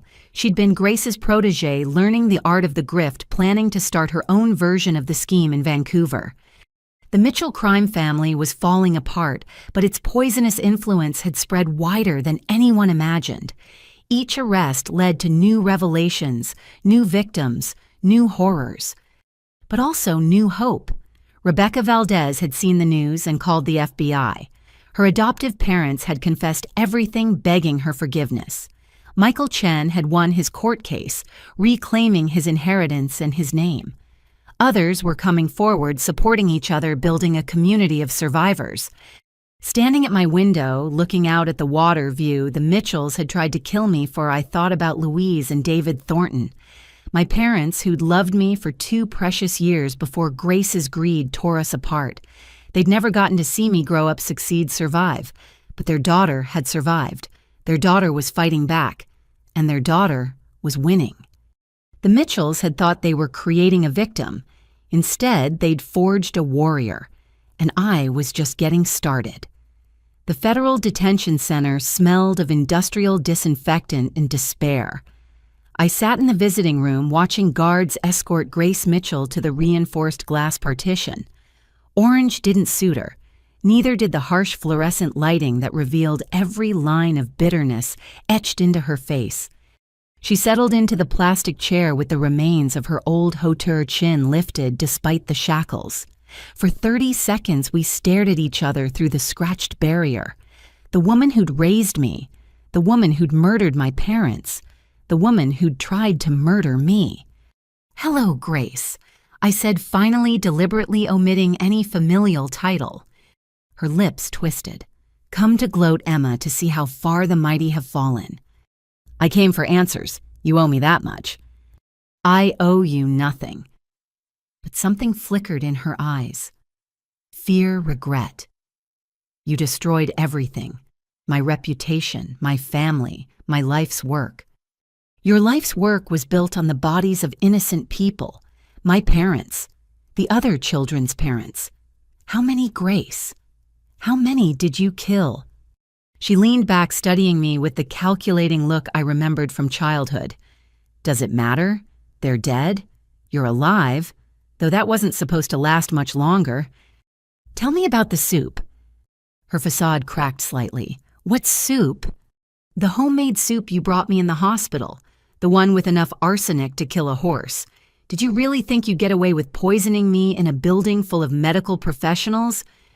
It would have worked if that stupid roommate hadn't interfered." The words came out before she could stop them. Her lawyer would have been appalled. "So you admit it. First the champagne bottle, then the poison. How many other ways did you plan to kill me?" Grace's composure finally shattered. "You want to know the truth, fine. You were never supposed to live past 30. The plan was always to wait until you'd built up enough assets, then arrange an accident. But you just kept succeeding, kept growing your wealth. 200,000 turned into a condo worth 700,000. Do you know how much debt Marcus accumulated while you were playing tech princess? That's not my fault." "Isn't it?" She leaned forward, eyes wild. "You had everything. Intelligence, drive, success. Everything I tried to beat out of you just made you stronger. While Marcus, my real son, my blood struggled with everything. It wasn't fair. Fair you murdered my parents when I was 2 years old. You stole my life, my name, my inheritance. And you talked to me about fair. Your parents were weak, rich brats who inherited everything and contributed nothing. We worked for what we had. We deserved that money more than some trust fund baby. So you killed them." "Harold killed them. I just facilitated. Suggested the location, the method. He was always good with cars." She smiled, a terrible expression. They never saw it coming. Too busy cooing over you in the back seat to notice the truck until it was too late. My stomach churned, but I kept my face neutral. This was being recorded. Every word was evidence. And then you took me from the hospital. Castellano handled that part. Brilliant man, no conscience whatsoever. He had nurses on his payroll documents ready to go. You disappeared from one system and appeared in another clean as could be. Bernadette Mitchell, beloved adopted daughter. Beloved? I couldn't hide my disbelief. At first, yes. You were such a beautiful child. Everyone commented on it. I thought I could love you like my own. But then you started looking exactly like her. Louise. That same stubborn chin, those eyes that saw too much. Every day you grew more like the woman I'd eliminated, and I realized what a mistake I'd made. So you tried to break me. I tried to make you useful, obedient, grateful. Instead, you became everything Marcus should have been. Do you know how infuriating it was, watching you excel while my actual child failed? You were supposed to be the servant, not the star. Is that why you told him about the forged deed, gave him hope he could take what I'd earned? He deserved something from you, some compensation for how you'd overshadowed him all these years. Grace's chains rattled as she gestured. That condo should have been his, would have been if you'd just played along. Like the 10 other children whose families you destroyed, did they play along? Her face went carefully blank. I don't know what you're talking about. Jonathan Whitman died in a skiing accident that you arranged. Patricia Morse confessed to providing the drugs that caused his heart to stop on that mountain. Grace shrugged. Skiing is dangerous. Anna Rodriguez fell from her apartment balcony at 21. Her adoptive parents inherited $3 million. People fall. Should I continue because I have the whole list? Every murder you facilitated, every life you ended for money. Castellano kept impeccable records. Castellano is dead. His records aren't. Neither is his secretary, who's been very chatty with the FBI. She has recordings, Grace, of you ordering hits, discussing payment, laughing about grieving families. For the first time, real fear flickered across her face. That's impossible. I was always careful. Not careful enough. You got arrogant, sloppy. Thought your money and connections would always protect you. But here's the thing about killing parents and stealing their children. Eventually, one of those children grows up and fights back. You think you've won? Grace leaned forward, pressing against the glass. You have no idea what you've started. There are others out there, people with more to lose than me. They'll come for you. Let them come. I'm not a scared 2-year-old anymore. I'm Emma Thornton, and I have my parents' fortune, the FBI's protection, and the truth on my side. The truth, she laughed bitterly. You want more truth. Your precious parents weren't saints. David was investigating our charity, threatening to expose some creative accounting. They were going to ruin us over a few $1,000s in misallocated funds. We had to act. So you murdered them for trying to expose your fraud. How is that better? It's practical. Something you learned from me, whether you admit it or not.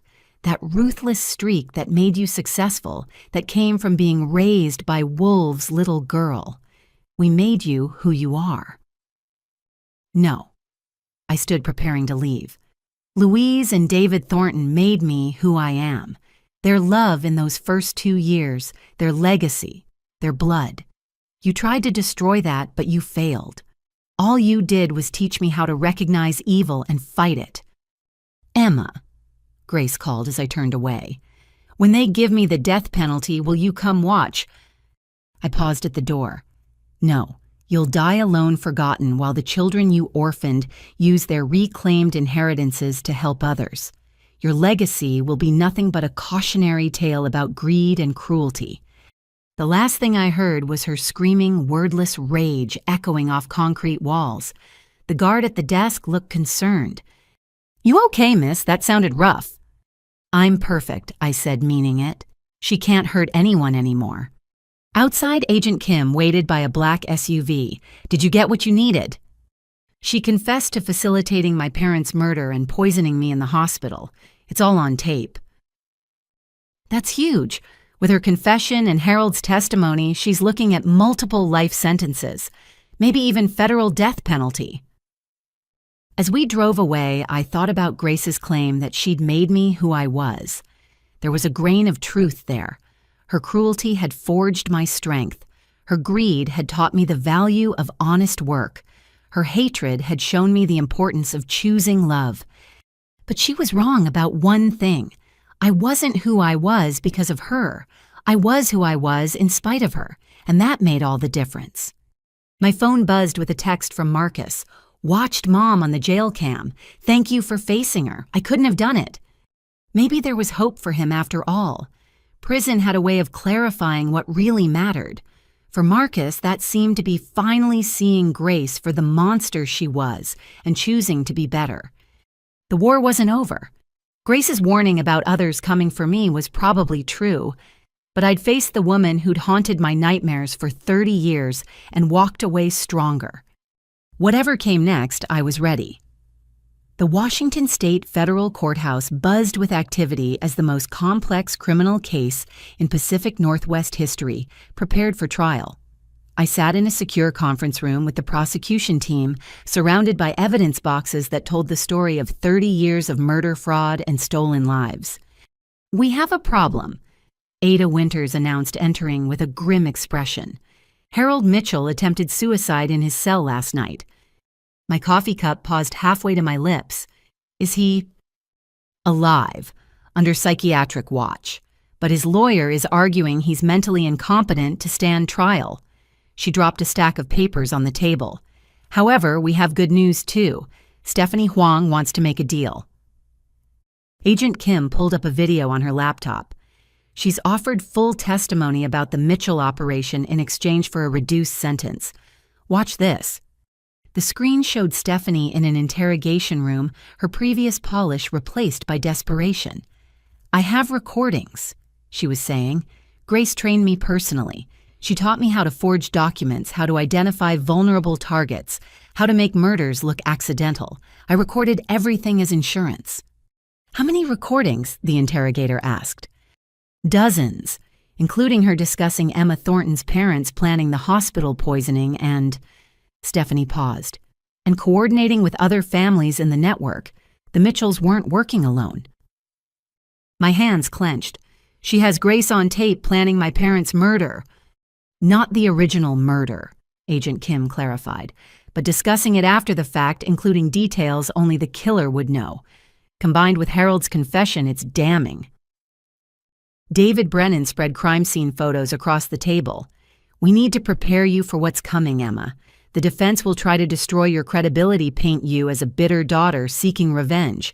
They'll bring up every mistake you've ever made. What mistakes I've lived like a nun trying to earn their approval." "That's the point. They'll have to invent controversies. Claim you were difficult, ungrateful, possibly violent. Grace has already filed a countersuit claiming you assaulted her at the party. She hit me with a champagne bottle. On video, thankfully, but be prepared for character assassination. It's their only strategy." Over the following weeks, I worked with the prosecution team to build an unshakable case. We had financial records showing systematic theft from my trust fund, medical records proving the insurance physical was fraudulent, testimony from 19 other stolen children, now adults who discovered their true identities. The most powerful evidence came from Marcus's storage unit. Along with the promised photos and videos of my parents, Grace had kept detailed journals. Like a serial killer collecting trophies, she documented every crime, every success, every moment of my suffering. One entry dated on my 16th birthday read, "Emma scored perfect on her SATs. If she wasn't so useful for maintaining our charity reputation, I'd have dealt with her years ago. Perhaps a car accident like her parents. Poetic justice." Reading those words in her precise handwriting made my skin crawl. She'd been planning my death for half my life. The videos of my parents were harder to process. David Thornton reading me bedtime stories, his voice warm and patient. Louise singing lullabies, kissing my forehead, telling me she loved me to the moon and back. 2 years of perfect love before Grace's greed destroyed everything. "We'll play these for the jury," ADA Winters said softly. "They need to see what was stolen from you." 3 days before the trial, another breakthrough. The FBI arrested Dr. Patricia Morse's former partner, Dr. James Caldwell. He'd helped fake medical records for 8 of the stolen children and was eager to testify in exchange for leniency. "Grace Mitchell ran the tightest criminal organization I've ever seen," he told investigators. "She had judges, cops, social workers, doctors, all on payroll. If someone threatened to talk, they had accidents. I kept quiet for 20 years out of pure fear." His testimony revealed 12 more murders we hadn't connected to the adoption ring. Witnesses who'd asked too many questions, a nurse who'd grown a conscience, a private investigator who'd gotten too close to the truth.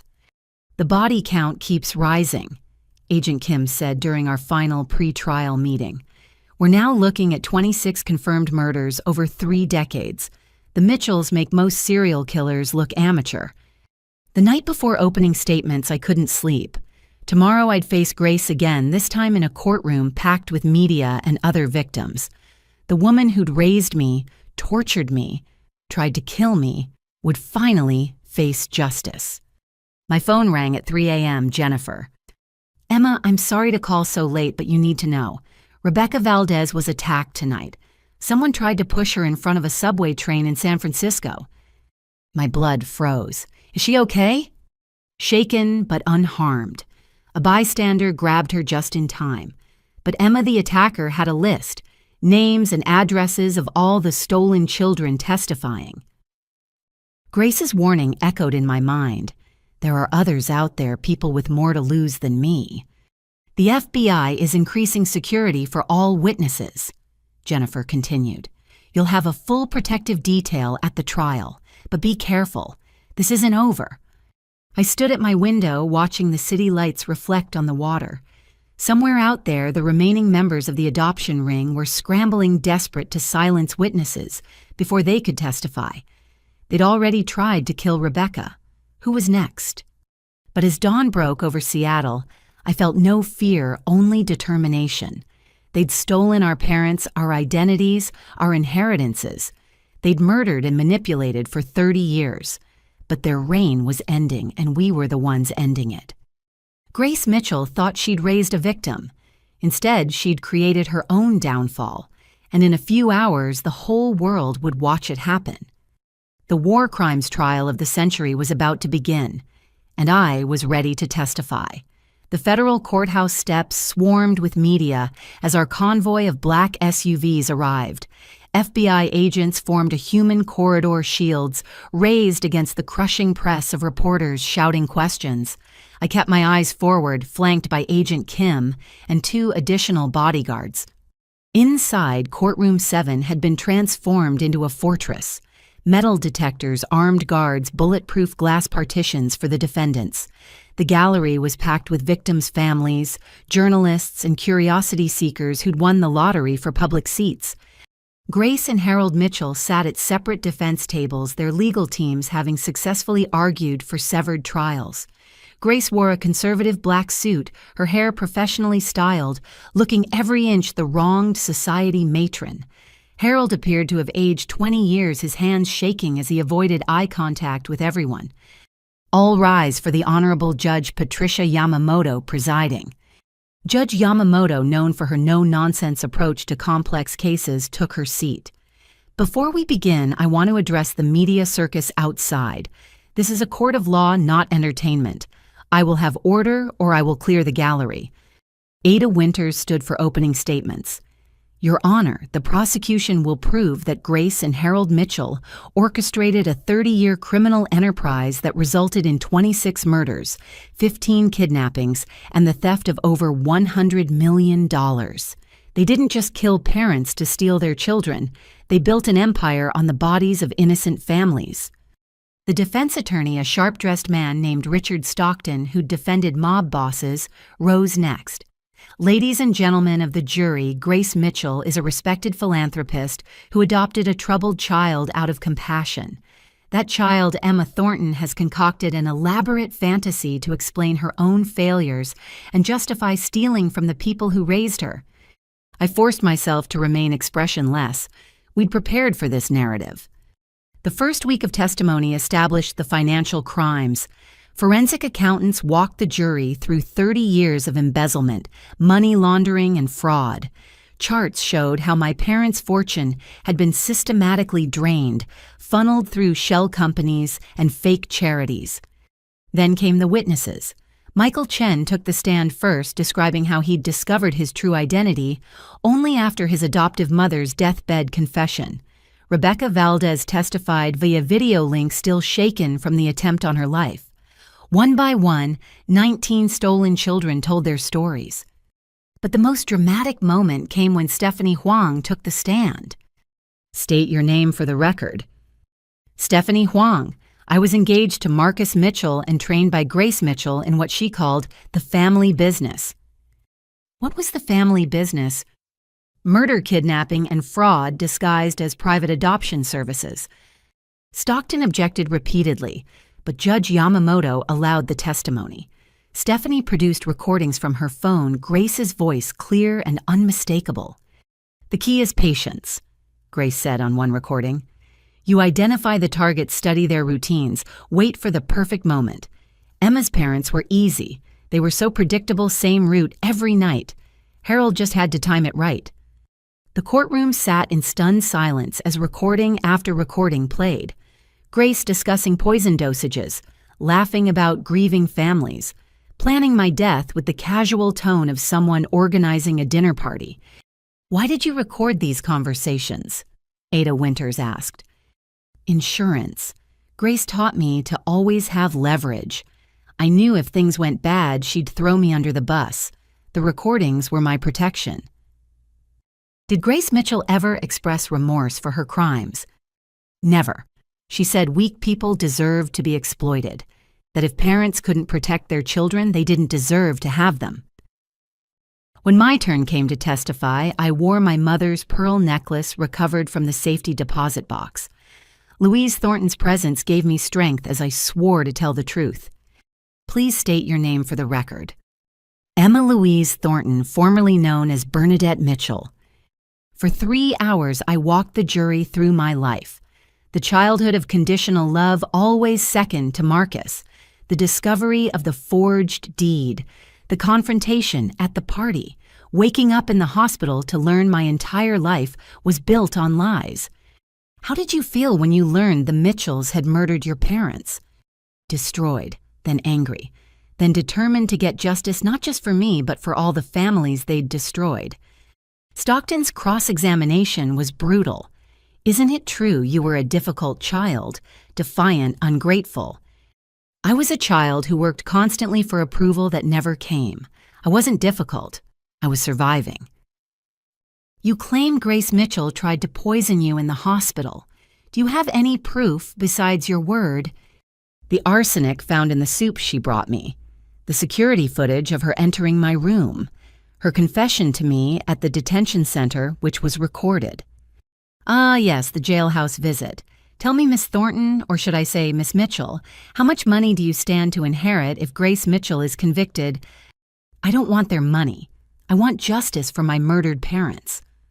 But you will inherit, won't you? The civil suits alone could net you millions. Any money recovered will go to a foundation for the other victims. I have my parents' inheritance.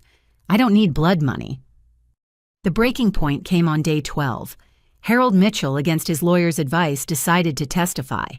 Whether from guilt fear or a desperate bid for leniency, he took the stand. Mr. Mitchell. His own attorney began carefully. Tell us about the night of March 20th, 32 years ago. Harold's voice came out as barely a whisper. Grace had been planning it for months. She knew the Thorntons' routine, knew that curve had no guardrails. I was supposed to just tap their bumper, make them swerve, damage the car. But what Mr. Mitchell... But Grace had tampered with my truck. Weighted the front, reinforced the bumper. When I hit them, it wasn't a tap. It was like hitting them with a battering ram. Their car went straight over the cliff. Gasps echoed through the gallery. Even Grace's carefully controlled expression cracked. "I wanted to call for help," Harold continued, tears streaming. But Grace was there in seconds. She'd followed in another car. She looked over the edge, saw they were still alive, and she made me leave them, said it was cleaner this way. What about the child, Emma? Grace had that all arranged. The hospital, the false documents. She'd paid off a nurse to declare the baby died with her parents, then hand her over to us. It was all so organized, so cold. Like she'd done it before. Had she done it before? Harold's sob echoed through the courtroom. Yes, God help me, yes. At least 6 times before the Thorntons. Maybe more. She called it harvesting. Like those children were crops to be collected.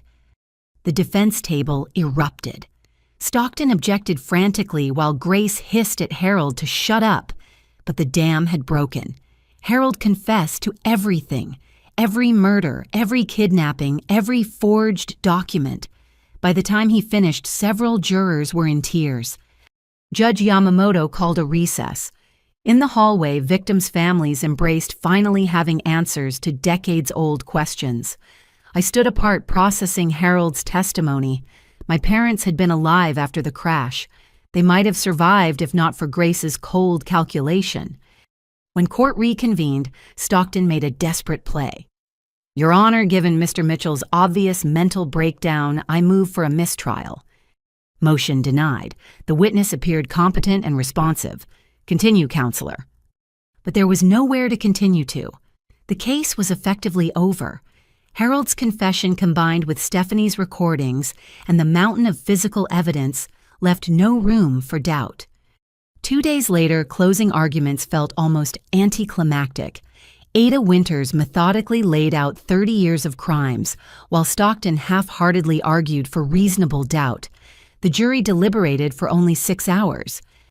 On the count of murder in the first degree of David Thornton, we find the defendant, Grace Mitchell, guilty. On the count of murder in the first degree of Louise Thornton, we find the defendant guilty. The verdicts continued for 20 minutes. Guilty on all counts. Murder, kidnapping, fraud, attempted murder conspiracy. Grace Mitchell would never see freedom again. She turned to stare at me as the guards prepared to lead her away. No remorse, no fear, just cold hatred. This isn't over, she mouthed. But it was. For her, at least, it was finally over. 3 weeks after Grace's conviction, the federal courthouse reconvened for sentencing. The building bristled with even tighter security following 2 attempts on witnesses' lives, both thwarted by FBI intervention. I sat in the front row of the gallery, surrounded by fellow survivors, who'd become an unexpected family bound by shared trauma. Judge Yamamoto entered with a thick folder, her expression grave. Before we proceed with sentencing, the court has received additional evidence that requires addressing. Ada Winters stood. Your Honor, based on information provided by Marcus Mitchell, we've uncovered evidence of 12 additional murders across Washington, Oregon, and California. The victims were biological relatives of stolen children who asked too many questions. The gallery erupted in whispers, 12 more families destroyed.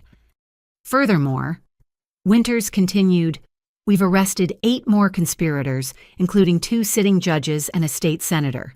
The Mitchell crime network was more extensive than anyone imagined.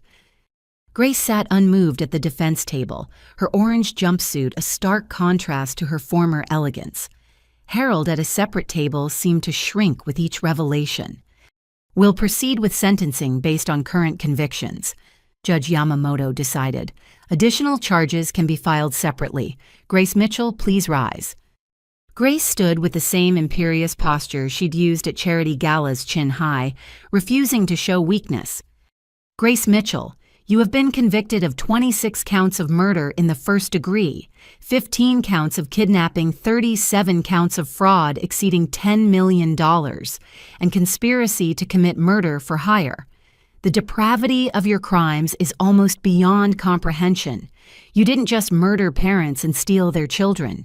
You raised those children while systematically destroying their inheritances and planning their eventual deaths. The judge's voice hardened. You showed no mercy to your victims, and this court shows none to you. For the murders of David and Louise Thornton, I sentence you to death by lethal injection." A collective gasp filled the room. Washington state rarely imposed capital punishment. For the remaining murders, consecutive life sentences without possibility of parole. For the kidnapping and fraud charges, an additional 900 years. You will never again walk free among decent people. Grace's composure finally cracked. "You can't do this. I'm a philanthropist. I've helped hundreds of children." "You've destroyed hundreds of children," Judge Yamamoto corrected. "Remove the defendant." As guards dragged Grace away, she screamed obscenities. Her mask of refinement finally shattered completely. The woman who'd terrorized families for 3 decades was reduced to incoherent rage. "Harold Mitchell, please rise." Harold stood on shaking legs, supported by his attorney. "Mr. Mitchell, your cooperation has been noted. However, it does not erase your willing participation in these crimes. For the murders of David and Louise Thornton, I sentence you to life in prison with the possibility of parole after 40 years. For the remaining charges, an additional 60 years to be served concurrently." Harold collapsed back into his chair, sobbing. At 71, 40 years meant he'd die in prison. But it was more mercy than he'd shown my parents on that cliff 32 years ago. Marcus's sentencing came next. He'd been transferred from federal custody looking gaunt but clear-eyed. Prison had stripped away his boyish charm, leaving something rawer, more honest. "Marcus Mitchell, your cooperation has been invaluable in exposing this criminal network. You've provided evidence leading to dozens of arrests and the recovery of millions in stolen funds. However, you actively participated in fraud, forgery, and conspiracy to commit murder." Marcus nodded, accepting responsibility in a way I'd never seen before. "Taking into account your cooperation and genuine remorse, I sentence you to 8 years in federal prison with possibility of early release after 5 years conditional on continued cooperation. Additionally, you're ordered to pay restitution of $2 million to the Victims Fund." "I understand, Your Honor," Marcus said quietly. "I'm sorry, Emma, for everything." It was the first time he'd apologized without expecting something in return. The individual trials of other conspirators would continue for months, but the main event was over. As we filed out of the courtroom, reporters swarmed, wanting reactions, quotes, tears. But I had somewhere more important to be. Pine Grove Cemetery sat on a hill overlooking Puget Sound. For the first time in 30 years, I stood at my parents' graves. David and Louise Thornton, beloved parents taken too soon. Fresh flowers covered the restored headstones placed by strangers who'd heard our story and wanted to pay respects. "Hi, Mom. Hi, Dad." The words felt strange but right. "I'm Emma, your daughter. I'm so sorry it took me this long to find you." I told them everything. About the life stolen from us, the years with the Mitchells, the fight for justice. About the foundation I was creating with the recovered funds to help other stolen children find their identities. About the good that would come from their sacrifice. "Grace is going to die for what she did to you," I said finally. "It doesn't bring you back, but maybe you can rest easier, knowing she'll never hurt another family." Other survivors joined me. Michael Chen at his parents' graves in California via video call. Rebecca Valdez at a memorial she'd created since her parents' bodies were never found. We were connected across distances, united in grief and determination. That evening back in my condo, I opened a package from Marcus. Inside was a USB drive and a letter in his shaky handwriting. "Emma, I found these hidden in Mom's personal safe. Videos she took of you during those first months after they brought you home, before she started hating you. I thought you should have them. Maybe there was a moment, however brief, when we were a real family. I'm sorry I wasn't the brother you deserved. Marcus." I plugged in the drive with trembling hands. The first video showed a much younger Grace holding toddler me, actually smiling as I played with blocks. Harold in the background helping baby Marcus walk. For just a moment we looked normal, happy even. But I could see it in Grace's eyes even then. The calculation. The coldness underneath the performance. She was already planning how to use me, already seeing dollar signs instead of a daughter. I closed the laptop and walked to my window. The sun was setting over Elliott Bay, painting the water gold. Somewhere out there, more conspirators were being arrested. More stolen children were learning their true identities. More families were finding closure. The Mitchells had thought they were building a criminal empire. Instead, they'd created an army of survivors determined to seek justice. Grace would die alone in a concrete cell, while we would live surrounded by chosen family, bonded by truth, stronger than blood. My phone buzzed with a text from Agent Kim. Just arrested the last known member of the network. It's over, Emma. It's finally over. But it wasn't over, not really. The healing would take years. The legal battles would continue.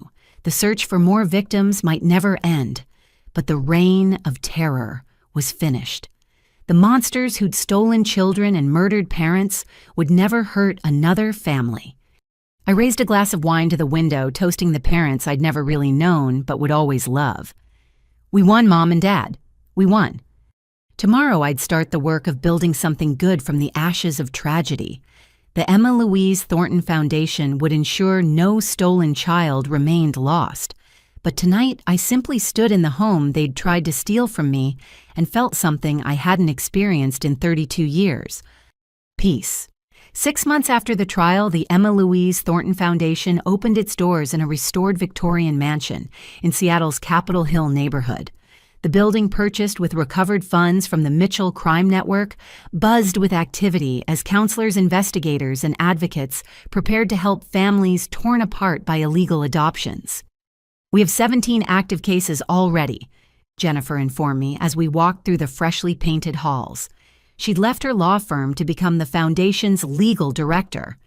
3 confirmed illegal adoptions in Idaho, 2 in Montana, and the rest scattered across the West Coast. In the conference room, Michael Chen led a support group for adult stolen children. Through the glass door, I could see 8 people sharing stories, tissues, passing hand to hand. Rebecca Valdez participated via video screen from San Francisco, where she was establishing a sister branch of the foundation. The ripples keep spreading, I said. Every case we solve leads to 2 more. My phone rang. Agent Kim, now our liaison with federal law enforcement. Emma, we have a situation. There's a woman in Portland claiming her daughter was stolen 25 years ago. The details match our pattern, but there's a complication. The child was raised by a police chief who's now a state representative. Send me the file. We'll handle it carefully. This was the hardest part, telling successful, seemingly happy adults that their entire lives were built on murdered parents. Not everyone wanted to know the truth. Some preferred the lie. That afternoon, I met with Dr. Sarah Winters, a psychiatrist specializing in identity trauma who'd joined our team. How are you doing, Emma, really? I'd been seeing her since the trial ended, working through 32 years of complex trauma. Better. The nightmares are less frequent. I can look at photos of Grace without panicking. And the guilt, still there. All those years I tried so hard to earn their love, not knowing they'd killed my parents. Sometimes I feel like I betrayed David and Louise by calling their murderers Mom and Dad. You were a child. You survived the only way you could. Dr. Winters leaned forward. Have you given more thought to the letter? The letter.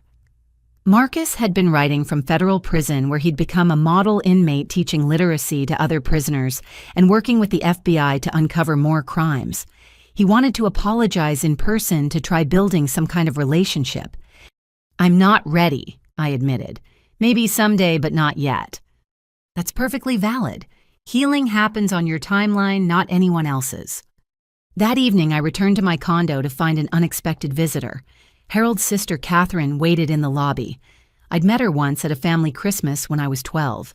She'd seemed kind but distant, clearly uncomfortable with the Mitchell family dynamics.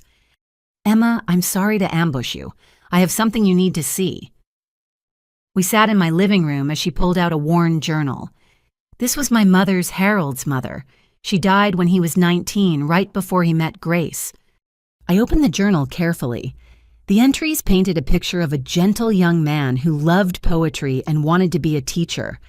Then Grace appeared in the narrative, and everything changed. She targeted him, Catherine said quietly.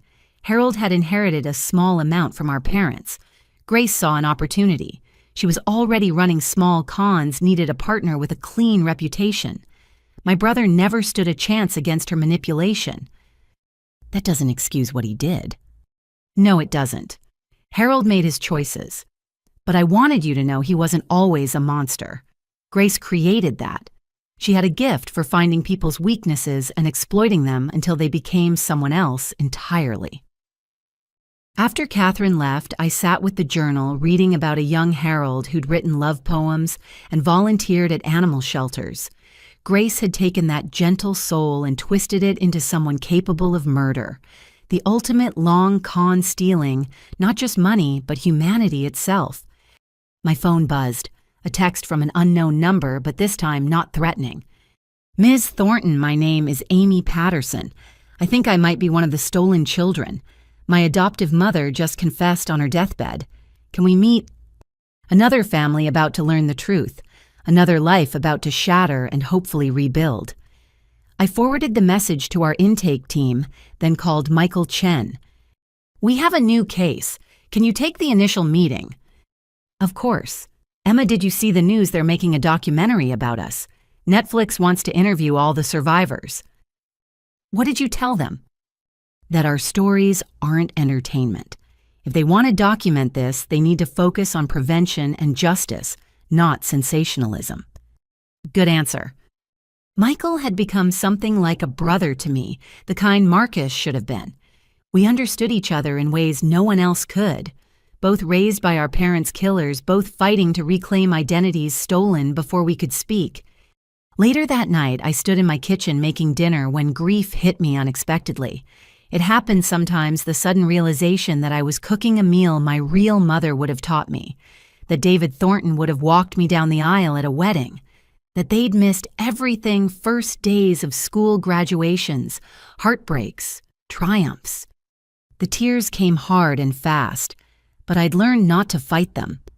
Dr. Winters called it healing rain necessary for growth. I let myself mourn for the 1,000 moments stolen, the lifetime of love erased by greed. When the storm passed, I wiped my face and returned to cooking. Tomorrow, we'd help another stolen child find their truth. Next week, we'd testify before Congress about adoption law reform. Next month, we'd open foundation branches in California and Oregon. The Mitchells had tried to steal my life. They'd succeeded for 30 years. But Emma Thornton was finally living, not just surviving, and she was making sure no other child would suffer the same theft. My phone rang, Rebecca calling from San Francisco. Emma, I just wanted to say thank you for fighting when the rest of us didn't know we needed to, for building this foundation, for showing us we're not alone. We were never alone, I told her. We just didn't know where to find each other. As we talked, sharing updates and small victories, I felt the truth of those words. Grace Mitchell had created a community of survivors without meaning to. In trying to isolate and destroy us, she'd given us the most powerful gift of all, each other. 1 year after Grace Mitchell's death sentence was carried out, I stood before the graduation class of the University of Washington's School of Social Work. The auditorium was packed with future counselors, investigators, and advocates who would join the fight against family trafficking and illegal adoption networks. My name is Emma Louise Thornton. I began no longer stumbling over the words. Until 2 years ago, I believed I was someone else entirely. Today, I want to talk about identity resilience and the families we choose versus the families we're born into. In the front row sat the other survivors who'd become my chosen family. Michael Chen, now running our California operations. Rebecca Valdez, who'd just gotten engaged to a fellow survivor she'd met through our support groups. 17 others who'd discovered their true identities through our foundation's work. As I spoke about our journey from victims to advocates, my phone vibrated with a message from Agent Kim. Congressional bill passed. Mandatory DNA testing for all private adoptions. You did it. The Emma Louise Thornton Act would prevent future illegal adoptions through required genetic screening and stricter oversight. It had taken 18 months of lobbying testimony and public pressure, but we'd changed federal law. After my speech, a young woman approached hesitantly. "Miss Thornton, I think my little brother might be one of the stolen children. His adoptive parents have been acting strange since your story went public." I handed her my card. "Call our hotline. We'll help you find the truth safely." That afternoon, I drove to the federal correctional facility where Marcus was serving his final year. We'd been corresponding for months, slowly building something that might one day resemble a sibling relationship. Not the one we should have had, but the one possible, after everything that had happened. He looked healthier than I'd ever seen him. Prison had forced him to confront himself without Grace's poison or easy money to hide behind. He'd earned a paralegal certificate and was helping other inmates with their cases. "Emma," he said, sitting across the reinforced table, "thank you for coming." "How are you doing?" Learning who I am without her voice in my head. Dr. Patel says it's like deprogramming from a cult. Grace raised me to be her weapon, and I let her. He paused. "I've been working with the FBI on cold cases. Found 3 more murders she might have orchestrated." "That must be hard." "It's necessary. Every family deserves answers." He leaned forward. "I know I can't undo what I did, but when I get out, I want to help. The foundation, I mean. Not for forgiveness or redemption, just to be useful for once."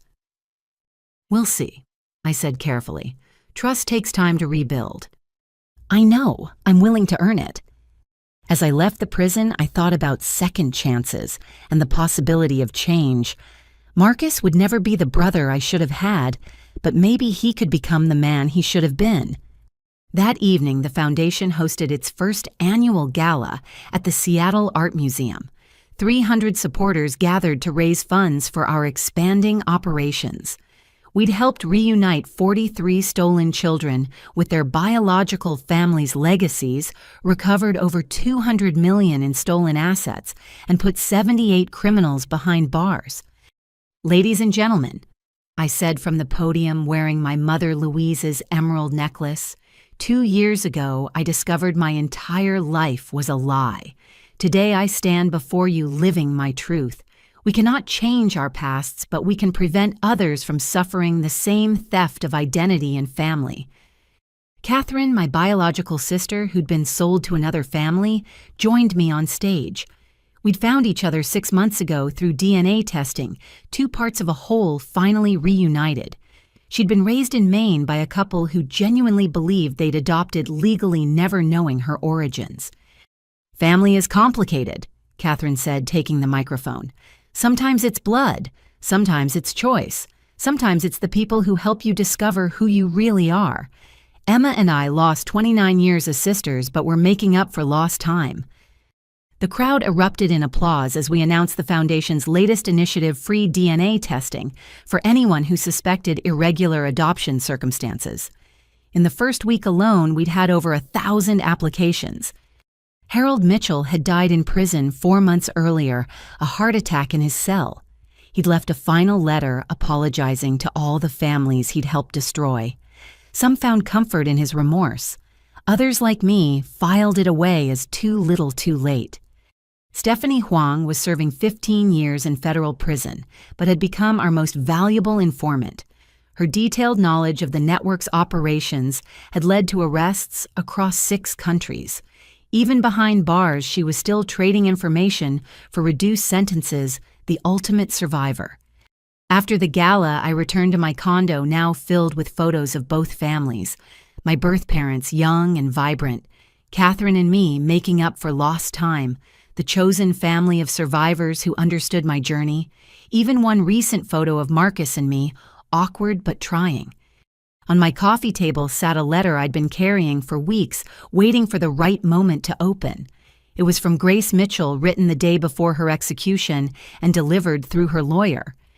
Tonight felt like the right time. I poured a glass of wine and opened the envelope with steady hands. "Emma, by the time you read this, I'll be dead. Good.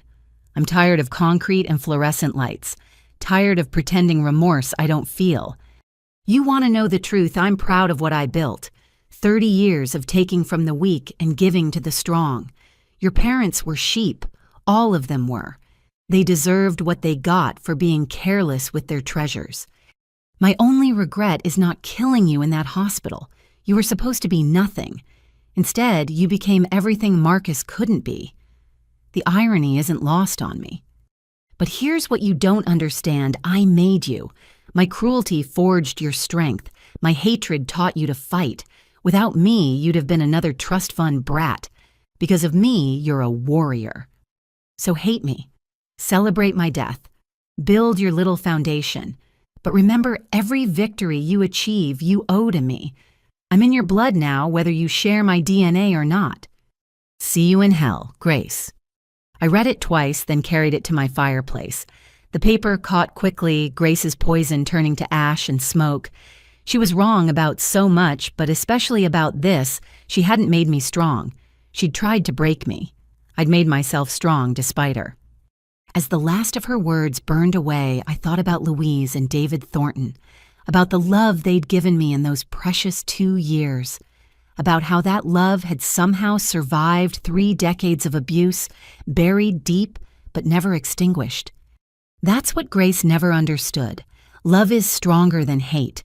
Truth is stronger than lies. And the human spirit, when it refuses to break, is stronger than any cruelty. My phone buzzed with messages from other survivors, sharing wins and struggles, supporting each other through the complex journey of reclaimed identity. Tomorrow we'd open 3 more foundation offices. Next month we'd testify at the United Nations about human trafficking through illegal adoption. But tonight I stood in the home they'd tried to steal and felt profound gratitude for survival, for justice, for the strange, painful, beautiful journey that had led me back to myself. Emma Louise Thornton, daughter of David and Louise, sister to Catherine, friend to fellow survivors, fighter for the lost and stolen.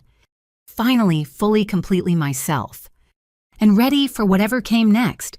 What would you do if you discovered your entire life was built on lies?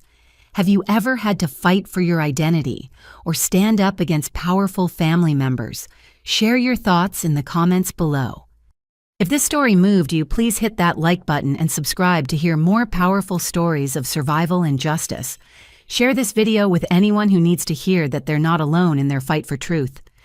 Thank you for joining me on Emma's incredible journey. Remember, you are stronger than those who try to break you, and your truth deserves to be heard. Until next time, keep fighting for what's right and never let anyone steal your story.